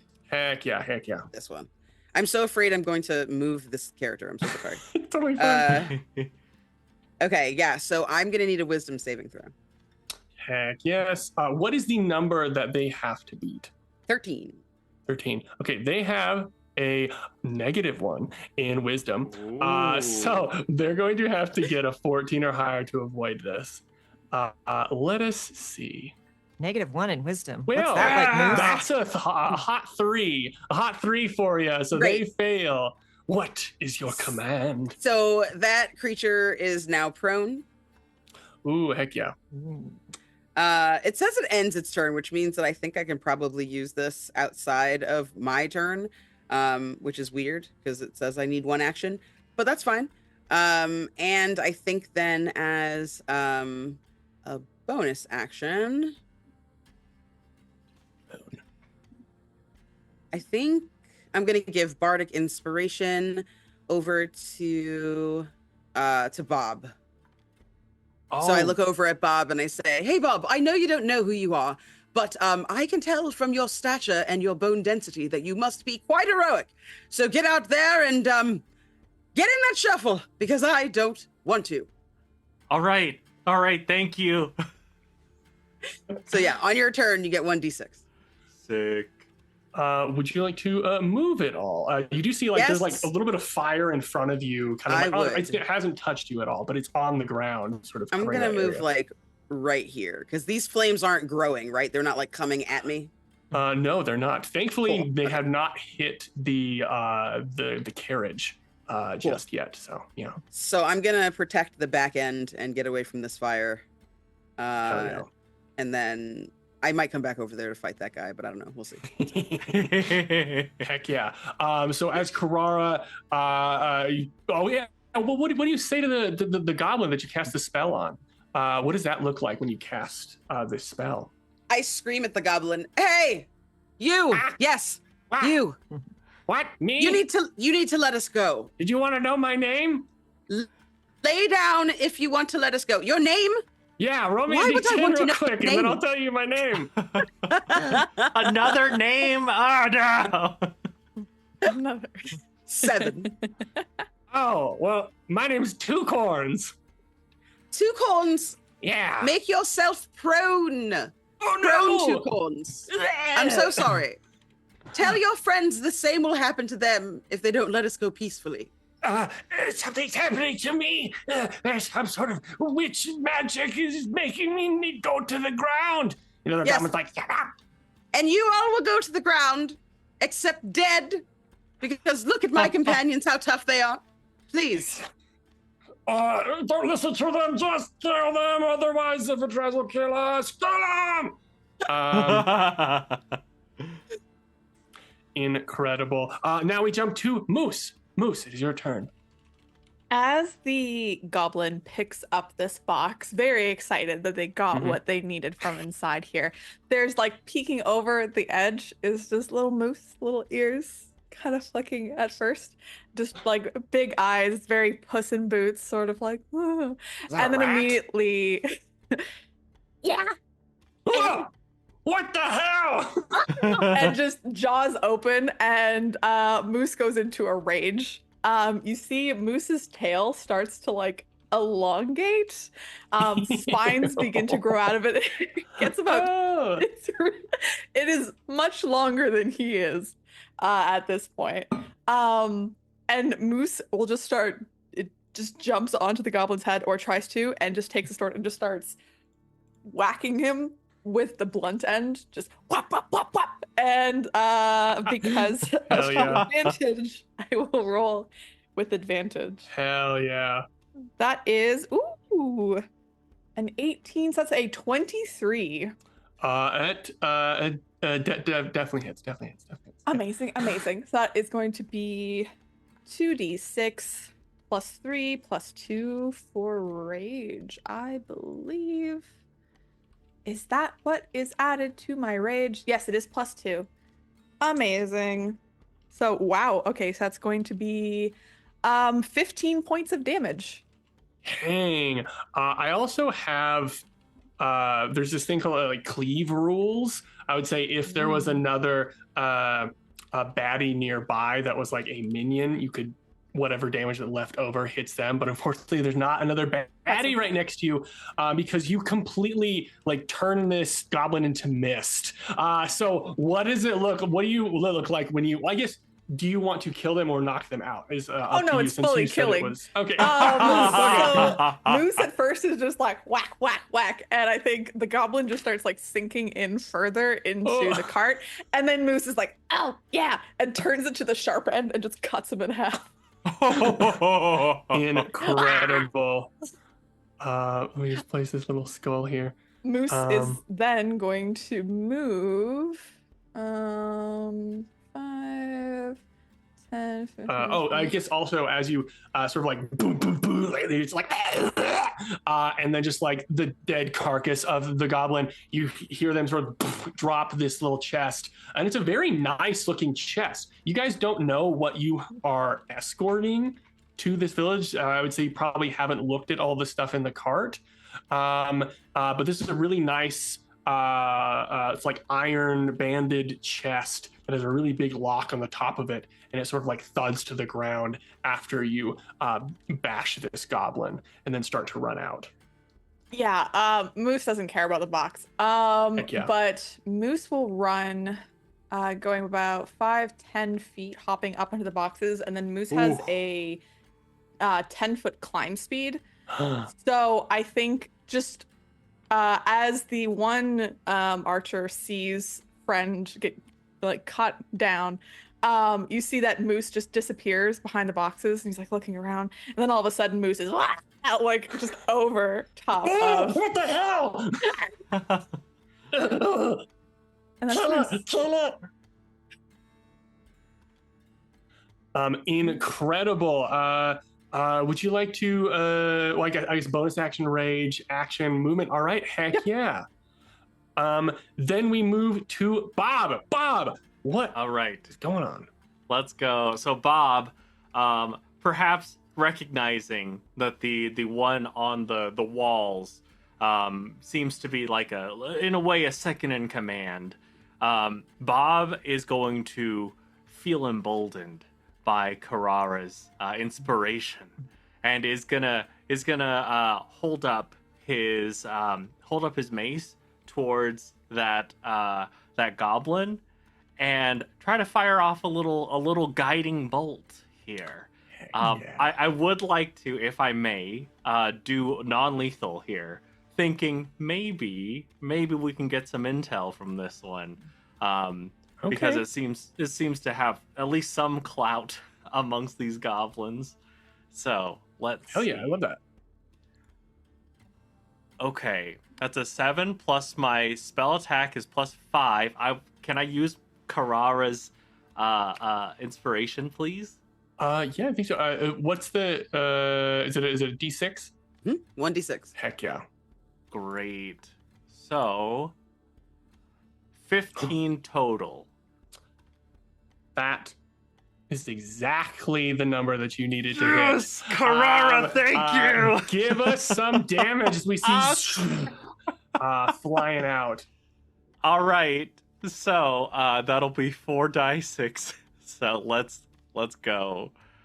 Crap. Okay, I'll have to roll this in individual. So 3, 4 for 7, 4 for 11, 1 for 12 damage, non-lethal. Incredible. Oh my gosh. So you see 1 second. As you see, or actually, what is you casting and shooting the spell look like? Like, what do you say? What does that look like? So, Bob is in essence, because he's been struggling with these feelings of not knowing his identity, and so when he shines this light from his mace outward onto the goblin, it's almost as though like the sort of existential crisis that exists in Bob is transmitted into the goblin. And so it's like these questions of, who are you? What is your purpose? Why are you doing what you're doing? And like, you would probably hear these sounds from in Bob's voice being sent over into the goblin's brain. Incredible. This wonderful, brilliant light shooting out. And you see this Captain Restaurant, the goblin up there, and is like, uh-oh, and sees this attack coming, grabs the goblin next to him and puts him right in front of himself. So it hits that goblin, but like the damage was so much that it goes through that goblin and hits him as well. But again, the first goblin knocked out. And what was the total damage? It was total of 12. 12, incredible. So you see some of the damage sort of leaks through. He's like, oh, get on the way! And then he's like, why? Ah! And then he falls over, knocked out, snoozing. And then the rest of the damage carries over. Boom! And he's like, oh, what am I doing with my life? Oh God, what? Maybe I should go back and get a science degree. Sort of questioning himself, and you see the other goblin has been passed out. Yeah. Let me find. Is there an unconscious thing? Ooh. I can't do. Why is this so small? I'll just put stunned on him right now. So that guy's knocked out. And what else would you like to do as you shoot out this guiding bolt? You see one of the goblins gets knocked to the ground. The other one's like, what are you doing? Oh gosh. And he's not able to give commands because he's so unsure about his life. What else would you like to do? Bonus and movement. I was wondering if I'm able to make it in front of the horse, and if I can get the horse to like back up a bit, because they're really close to the flames. Heck yeah, I would say give me an athletics or an acrobatics. It's got to be super low. Like it's basically like all you need is a 10 to just not fall. All right, fingers crossed. I've got a +2, so 13 on athletics. So you're able to just sort of bone your way up to the top of the horse. Get in front of it. I probably shouldn't have said that. So you bone your. I'm not taking it back. You bone your way up the horse. Get to the front and give me an animal handling. To get this horse to move because it is afraid because there's fire on either sides of it. Arrows coming in. Little weird things running around screaming. Okay, I've got a +3 to this. So that'll be a 5. Oh no. So the horse reroll is rerolls. we have a bunch of stuff. And you want to use one of the rerolls. Yes. And Adam specified, which I didn't say to y'all, all of our pluses and rerolls expire at the end of the session. Yes. We want to use those using ASAP. 13 instead? Heck yeah. So what happens, I guess, where you feel like you were going to really mess up and then you change your mind to just getting close with this horse that understands you? So Bob was about to call the horse by the wrong name because Bob was thinking about Danbury and was about to say Danbury and then was like, oh, Delilah. Please, back up, okay? We'll keep you safe. And you see, it slowly starts to move back. I would say it probably moves back. If I can grab this, I don't want to run over Caeora, but we will I'll be all right. sort of move back like here, and we'll just have you kind of like step to the side. And Danbury's still on there. Skull. So you see the horse moves back a few feet away from these flames. Excellent. And Bob, after doing that, is just gonna look triumphantly up towards the goblins, and that'll be my turn. Heck yes. And then we move to Danbury, who is just like pulls the crossbow bolt out of their shoulder. Like, you god damn goblins, they're coming over here trying to kill it. This ain't gonna be the day that it burns down for the 4th time. And he stands up to level his crossbow to try to, I guess the only one he can see is the big guy over here, because Moose has this one sort of handled. There's one in front of me as well. Yeah. Oh wait. Oh no, you have one right there. Oh my gosh, I didn't even see that one. So yeah, he levels up and is going to hit at that one. Let us see if that is possible. Oh goodness, that is a hit. You see Danbury raises Danbury. up. Heck yeah, Danbury raised up. Oh, he did 6 damage here. Nice. As you see, this crossbow bolt flies across. I'm gonna eat your inky shadow. Right in the center of the head, falls down to the ground, dead. Another goblin. I told you would not. Is the goblin's response. And Danbury is going to basically use his movement to try to kind of get off of the carriage, to kind of get behind it with a little bit of cover. He's like, oh God, what's going on? He looks over at you, Caeora. Caeora, what's happening here? There's so many goddamn goblins. I don't know. It's called an ambush, but I don't know. Okay, well, and also, I didn't know that you guys were magic. Holy shit, that's crazy. Why don't you get behind me and just take a breather? Okay, I'll do that. Sure thing. It sort of moves around. You know that magic in this world is very rare. It's not like feared, but it's like 1 in 1,000 people are even able to have it or to access it. So it's very rare and very, very cool to like commoners and folks that might not have ever seen that before. And that is Danbury's turn. I think this is the end of round 1. It is back to the top of the round with the goblins again.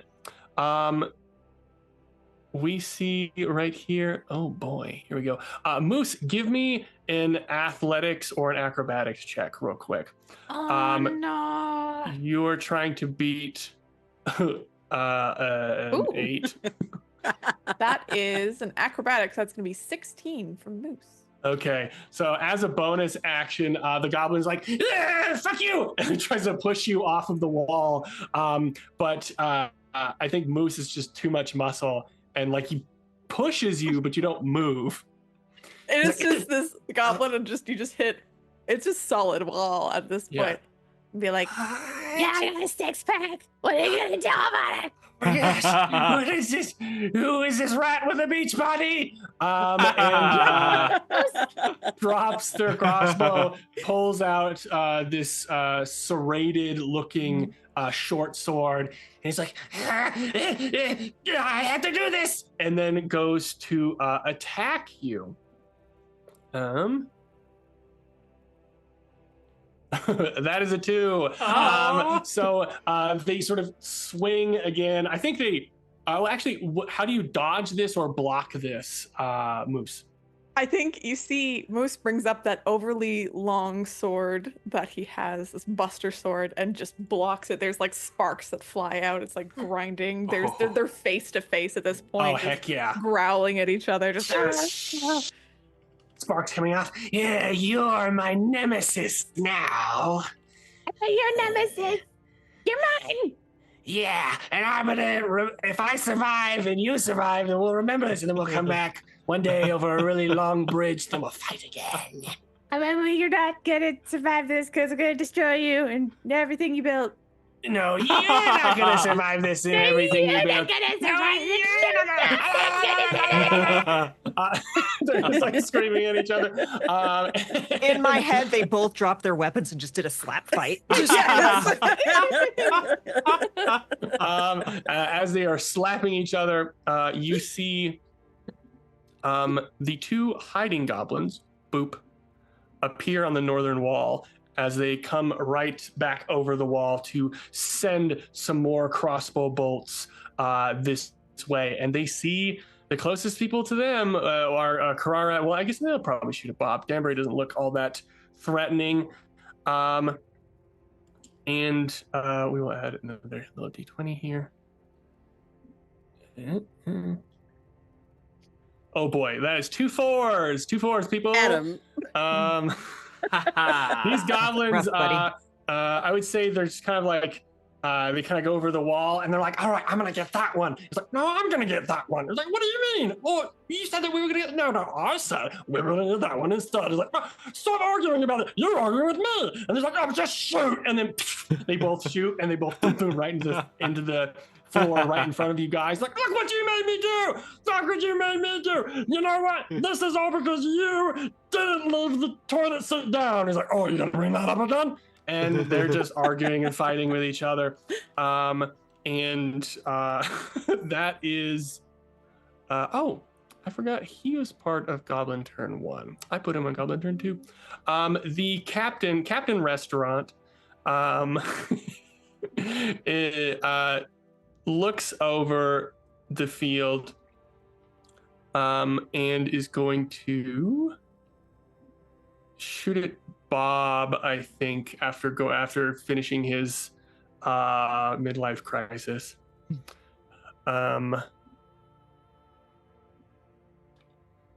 Ooh, that's a 14. What is your AC? 16.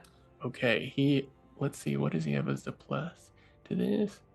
I'm searching. There's a +4, so he does get you with that one. And then we're going to try to roll again for his disadvantaged attack. 10 + 4. Oh, you said, what did you say your AC? I completely forgot it. What was 16. 16. Okay, so he hits you once, once, which is pretty great. Well, I guess not great, but better than twice. Whose side are you on? That is 3 big 3 damage coming at you. As he sort of he's like thinking to himself, like, what am I gonna do with my life? And he's like, no, not being turned into whatever it is that Zivitraz is doing is more important. And lowers his crossbow and is like, give us your things. And then shoots a crossbow bolt, reloads again, shoots another one. As you see, the first one flies in and probably, I don't know, knocks one of your bones off. And then you're just gonna put it back on. Yeah. What? Actually, you tell me, where does it hit you? I'd like to, I love the imagery you put there. I like to imagine, like, while I'm holding my shield and mace, that like the bolt like just hits me at the elbow joint, and I'm like, oh no, never mind, and I just kind of duck down and get it back up and just do like oh yeah, I was meaning to replace that.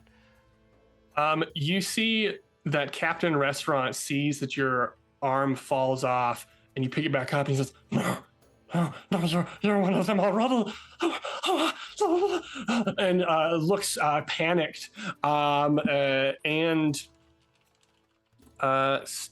starts to move this way. 5, 10, jumps over his friend, 20, and gets on the wall here.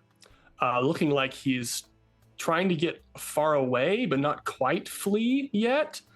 I believe that is Goblin 1's turn. The next we have Oda. Can I still see Captain Restaurant? Yes, I think so. Yeah, he was like honestly a perfect shot. Wonderful. I'm going to take one step north to just get away from the fire. It is wonderfully warm, but I don't want it to get any closer. And this Captain Restaurant seems to be in a panic, and I would like to make that worse. So I am going to need him to make a wisdom saving throw, please, as whispers start to fill his mind as the tentacle continues to chill out beside Oda. Heck yeah.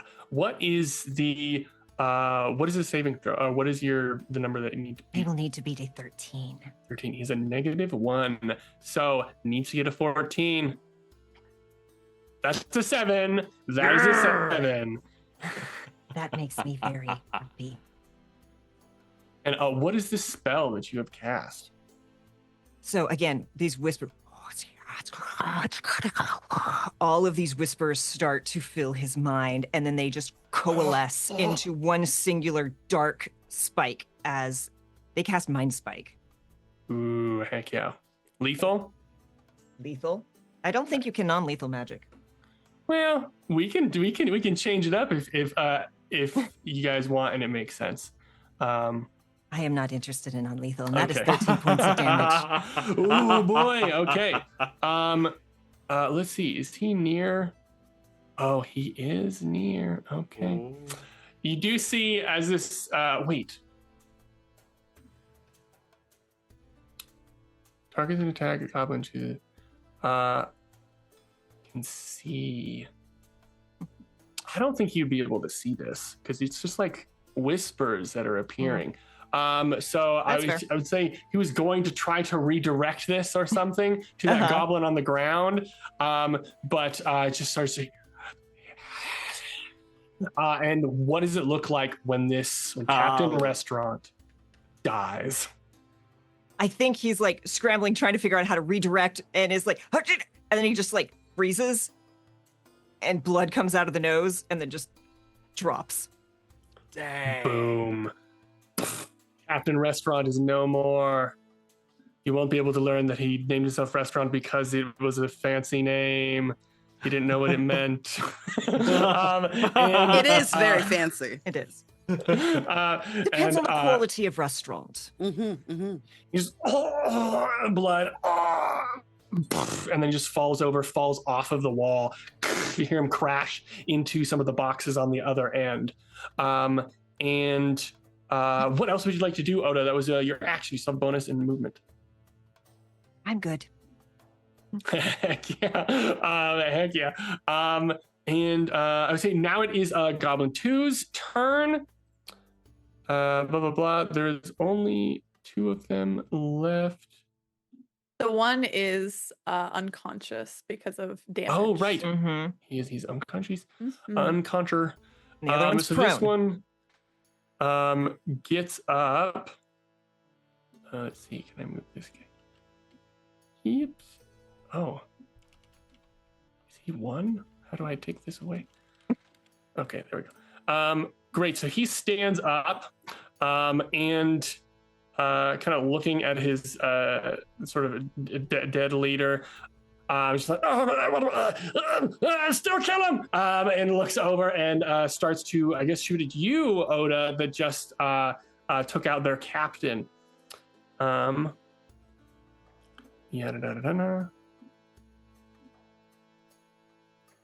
is your AC, Oda? It is 14. 14. So that is a +4. So that is a hit, unfortunately.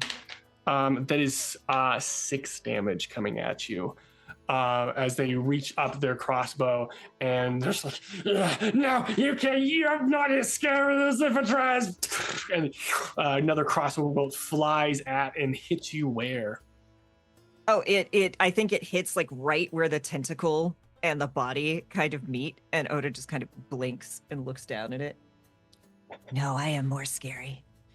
This is not fun. Why do we have to run into weird farmers like you guys? You may run if you wish. Give me an intimidation. Oh.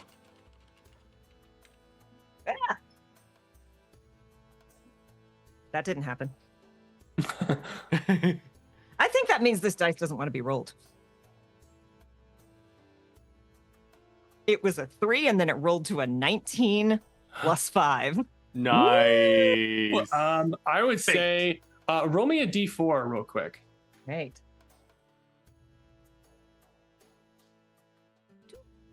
2. Okay, you see that this goblin, the one that you just fired at you, turns to leave. to run away, and also this goblin on the wall turns to flee as well. You see that 2 goblins, seeing you do this, is we don't know these things, they're scary, we don't know what's wrong with them, and they all sort of turn and they start to, on their turn, it looks like they are going to flee, run away. You do not look delicious. And that is Goblin 2's turn. Now it is to Caeora. Caeora! Oh, muted. Oh my gosh. Each of these little tiles is 5, right? Yes. Yeah, each square is 5 feet. Okay. 1, 2, 3, 4, 5, 6. I'm going to use my movement to go here, if I may. Yeah. And then I would like to, because I believe for this goblin and this goblin, I keep pressing them, but they're not doing the thing to show you that I'm pressing them. There's also the little thing on the right-hand side, the little pointer thing, where you can just kind of like, yeah, it kind of like brings up a little color when you just It looks like a teardrop. Yeah. Or if you press Q. Oh, Q. That's wonderful. So, yeah, just a little bit better than I do. This one. Heck yeah. I don't know if it's doing anything. Yeah, I saw it. This one. And then this one on the wall. Mm-hmm. Oh, I am unconscious. going. He's unconscious? Okay. Yeah. Then I'm going to do. I wasn't sure if he was still out. Then those 2, I'm going to cast Bane. Ooh. I'm going to need them to do a charisma saving throw. Ooh, okay. They need to get a 13. 13. Okay. They got a -1 to this. So let's see how it goes. Well, it's a 10 and a 5. There's 2 fails. So what does Bane do? So as I concentrate, which I will stay concentrating for the duration of until my next turn and then see where we are, each of these targets that fail their saves must subtract 1d4 from the attack roll or save. That amount in 1d4 is 4. Ha!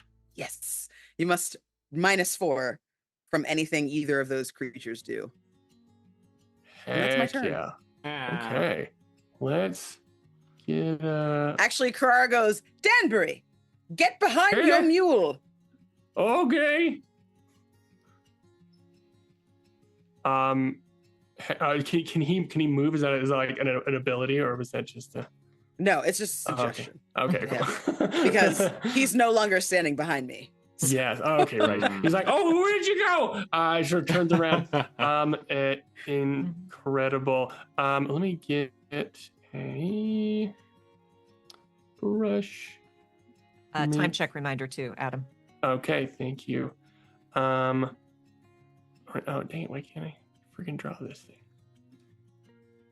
What is that? I don't know what that's doing. But I drew a weird thing. Just a reminder so that we know who's been baned.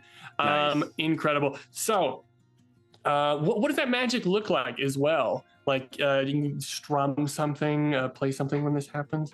I feel like she just kind of like has this very like staccato, very quick drum beat that starts like a little bit like mid-tempo and then goes up to high tempo, almost like a war drum sort of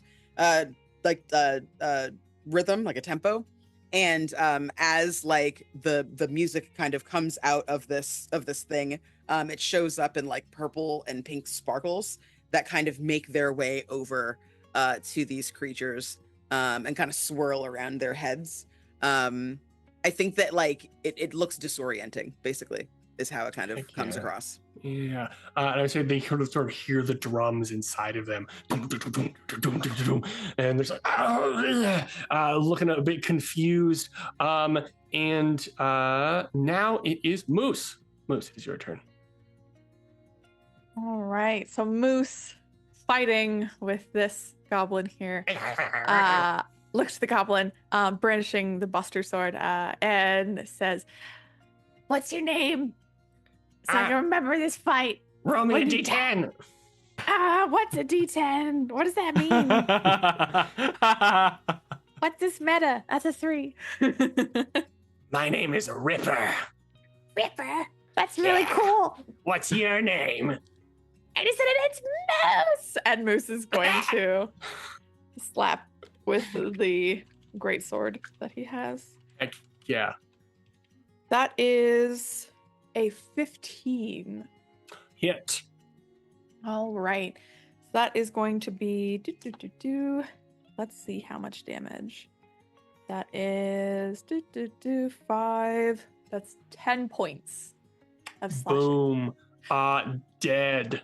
So What does Moose this look doesn't like? kill him. Oh, okay. All right. Moose instead, very much like a baseball bat, just kind of smashes into Ripper, and Ripper falls off the back of the fort.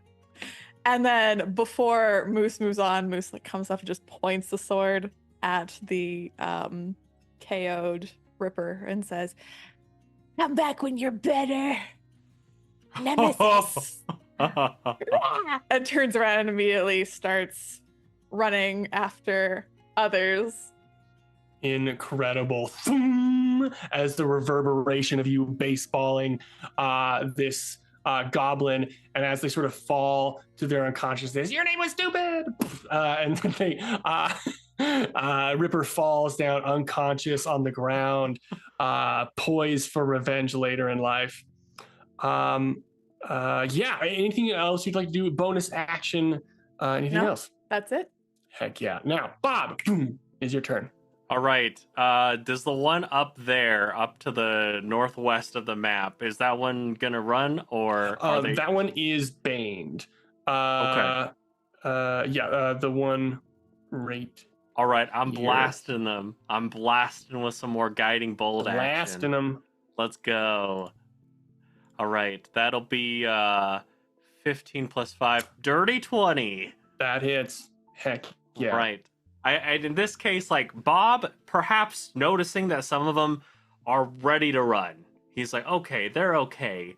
But this one is very adamant about not continuing their education.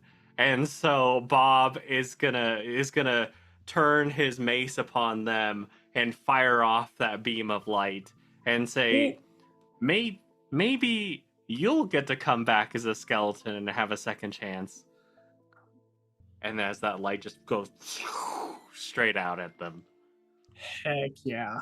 And what is does it, since this is kind of like a radiant kind of thing, what does it look like when they're totally dead? Yeah, so I'd like to imagine that it's like the light just kind of bathes them in radiance, where it feels nice for a moment. It feels like going home, and they're like experiencing, and then it's like you see them from top to toe just disintegrate into dust. We see a very dramatic angle of this goblin as the light started pouring in. Like, is that there? Farewell. Oh, and there's like, I'm coming home. And just turns to dust. Anything else you'd like to do on your turn? No, I'm good. Bob's good. And you see Danbury. Danbury is, I guess, just gonna try to get behind that horse because he's a little bit afraid. But it seems like everything is going pretty well. We just have some goblins fleeing right now, so he's just like, I guess, did we win? And at the end of his turn, I'd like everyone to give me a perception check.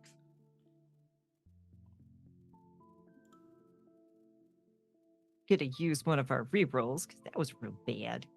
Yeah, it's another reroll. That was worse. Oh no! I am gonna if anybody wants to use the reroll, I will use the other reroll.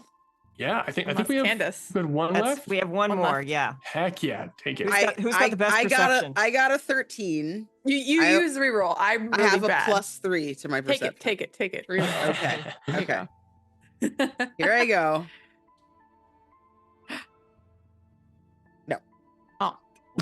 That's okay. That's a 12. Can I bardic inspiration myself? Technically, I don't think so, but you know what? I think 100% you should. I feel like Caeora would be inspired and by take that themselves. +1. That Yeah, we just take the had. plus one. Yeah. Take the +1. Yes, heck yeah.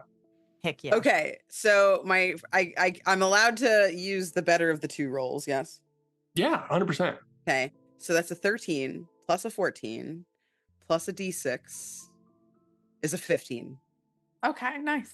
Heck yeah. All right. Embarrassing to roll a 1 on So a that's d6. that's the highest roll that everyone got was a 15. Yeah. All right. Horrible.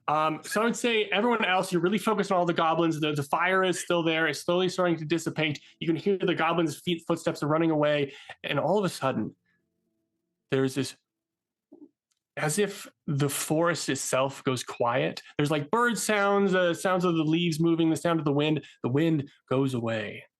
And then this huge gust of wind shakes all of the trees and a bunch of leaves fall down. And then as soon as the gust starts, it stops.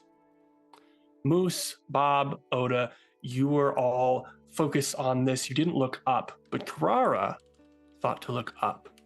And you saw the shadow, something large, something massive, something that there is only one of its kind left in the world, but it's not that color. You saw a dragon fly by. But the only dragon that's left in the world, dragons are very rare. The only one that's left is far, far, far to the north, known as Asragar the Red, a red dragon. This one was not red, it was gray.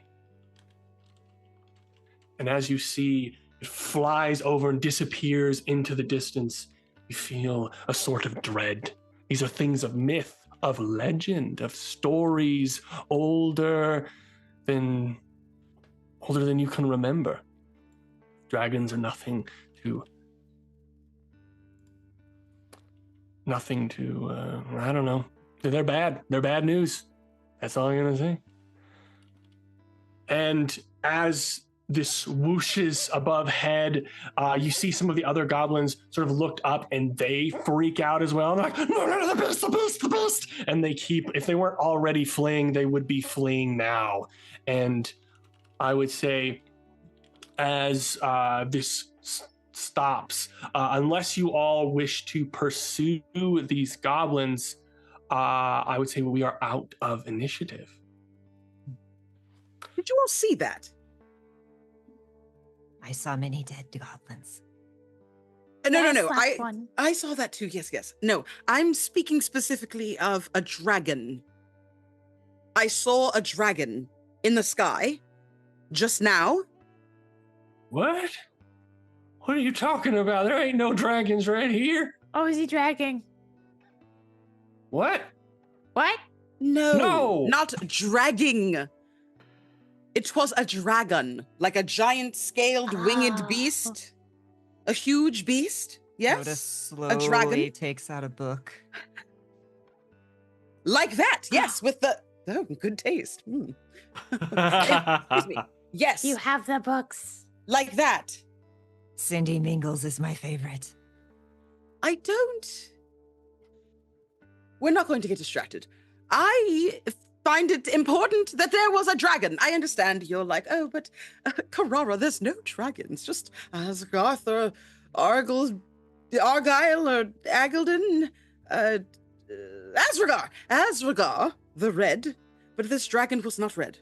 It was some other, maybe black, I don't know, green? I wasn't paying attention. All I know is it wasn't red. I was freaked out. It was above.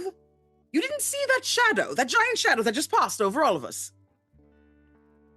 I would also say that at this moment, as this sort of combat is starting, has dissipated and this new revelation, you all remember seeing that goblin that appeared in the green, and you remember something. That goblin was wearing a wizard hat that you all recognize. That is Brandlegast's wizard hat. What? The wizard that hired you on this quest. It's striking. You would remember that. You also remember seeing that they had these weird necklaces around their neck. They looked like little cages. And you could see almost as if there was some moving creatures inside of those little cages that almost looked humanoid shaped, but is too far away to notice. And as you sort of look through this fort, as the fire is starting to dissipate, you see some of the goblins running away running into the forest. And you see a little trail in this forest where these goblins are running away towards. And after a few seconds, you hear a thump come from that trail, and you hear some movement starting to come from the forest, and 3 figures step out, and you hear one of them say, "Is this one yours?" And a goblin thumps onto the ground with an arrow in its back. That is where we're going to leave the episode for today. Oh no. You guys, we're in some shit. Oh no, we just wanted to do an escort mission. Damn it. Oh my no. gosh. I do not want to meet a dragon. I might. I was joking that we would get to fight a dragon, and I feel bad now. I feel like this is my fault partly. I'm sorry. I did I foreshadow shouldn't have the made dragon trips. with my smut books, so I think we all share some. That's some true. blame. Okay, all right. I feel I love better. the showing of the smut book. Like, this is what a dragon looks like. Yes, it is. My kind of dragons. Incredible. The elf kind of looks like you. Hell yeah. Me? Caeora's gray stone, like the white veins in the stone, turn pink around. Beautiful. Incredible. Yeah, well, that's all for our game today. Thank you guys all so much. And I'll pass it over to Kay. Thank you all so much for joining us. We had a great time. I have been so excited about this table and this game. Thank you, Adam, for running it and for having such a great story. Thank you, chat. You're amazing, as you know. Thank you, Matt, Yes. Lurking Writer, and our anonymous tipster for those. We really needed those rolls at the end, so thank you. And I think since we didn't hit any of them and we did start late in the episode, we can carry over the wild magic to next one. Oh, yeah, 100%. Because we need that. I need chaos. So yes, hey you all. Oh, are we doing outros now? Or Yeah. Okay. Hey you all, I am Kay Purcell. She, they, you can find me across the internet at KDamFear or right here at Chaotic Wholesome, because I do this channel with the amazing David, who you can't see right now, but has done great work today. You can find us here every Tuesday doing the Table Talk Show. We just beat Baldur's Gate last night, so I guess we're switching over to Oddsparks for our Thursday and Friday streams. Find me every other Friday over on Entropy Emporium for the Weird Wilds War, where I play Brandon, the Himbo Ranger. Yes. Very different from this one. Yeah, some people here know that one. And Emergency Power Podcast every other Wednesday. We are in our 4th season, but you can jump in at season 3. We have some great recaps and more stuff that I can't talk about yet because that is just that life. So, who next? Sorry, I lost track. Over to Piper. Hi everyone. I've been and will be Piper. So I have played Moose, the barbarian rat man. You can find me over on where you get your podcasts on 12-Sided Story, The Hidden North. It is a very exciting game, very scary. Definitely check that out when you can. Again, I listen to it on Spotify. And of course, you can also check me out on my channel, Matihi, where we play What We Do in the Shallows, which is a queer pirate adventure, very gay, very dramatic, lots of kissing, so much smooching. It's a really, really fun time. I play it over with Candace as well. And yeah, it's just a absolute blast. I've had a blast here, and I'm gonna pass it on over to Candace. Hello, everyone. My name is Candace, also known as Candace the Magnificent. I have had a lovely time. Thank you for being here with us. You can find me at the Candace Marie on Twitter and Blue Sky, at Candace the Magnificent everywhere else. You can hear more of me and enjoy my work. On Monday, I will have 2 premieres. One is for Partial Veil, which is a cosmic horror, creepy, foresty kind of Eldritch Terror meets Fargo podcast that I am in. You can also hear a new episode, the final episode actually, of One Shot with Super Dylan. It's myself, Momo O'Brien, Super Dylan, Azrai, and Brito, all doing For the Queen, and it's super funny. So if you need to pick me up, please listen to that. As Piper said, you can see me in What We Do in the Shallows as well as The Hidden North. And you can hear me if you like Girl by Moonlight and Magical Girl stuff. Listen to Bloom and Blight, where I play Belladonna, who is a Garnet-like character that's going to steal your heart. I'm going to pass it over to Matt. Hey, thank you very much. I'm Matt. I've been Bob. You can find me everywhere as Improv and RPG. Thank y'all so much. This has been such a blast. And I guess at this point, I'll pass it over to Adam. Yeah. Thank you guys so much. I am Adam, he, him. You can find me at Adam So Wizard on the places online. I do things like this. If you also are wanting to play this type of game, you can find me on Start Playing, where we can run this game for you or some other stuff. Yeah, super excited. Thank you all again for letting me do this and joining me on this wonderful channel. And thank you guys so much, David and Kay, for doing all of the production stuffs that I could not ever do in my lifetime. Very much appreciate that. So I think that's it for us today. But before we go, I want everyone to put their hands in real quick. Hands in, huddle up, everybody. And I'm going to need a word or a phrase or something from the episode that we can go out on. What do we got? Restaurant. What was that? Restaurant. Restaurant 6-pack. You know what? Hey, let's do restaurant 6-pack. Oh, yes. Okay, on 3. 3, 2, 1. Restaurant 6-pack. All right. We will see you guys next week. Bye-bye. Bye, Restaurant 6-pack. Bye. Bye. That's where you get your 6-packs. Restaurants.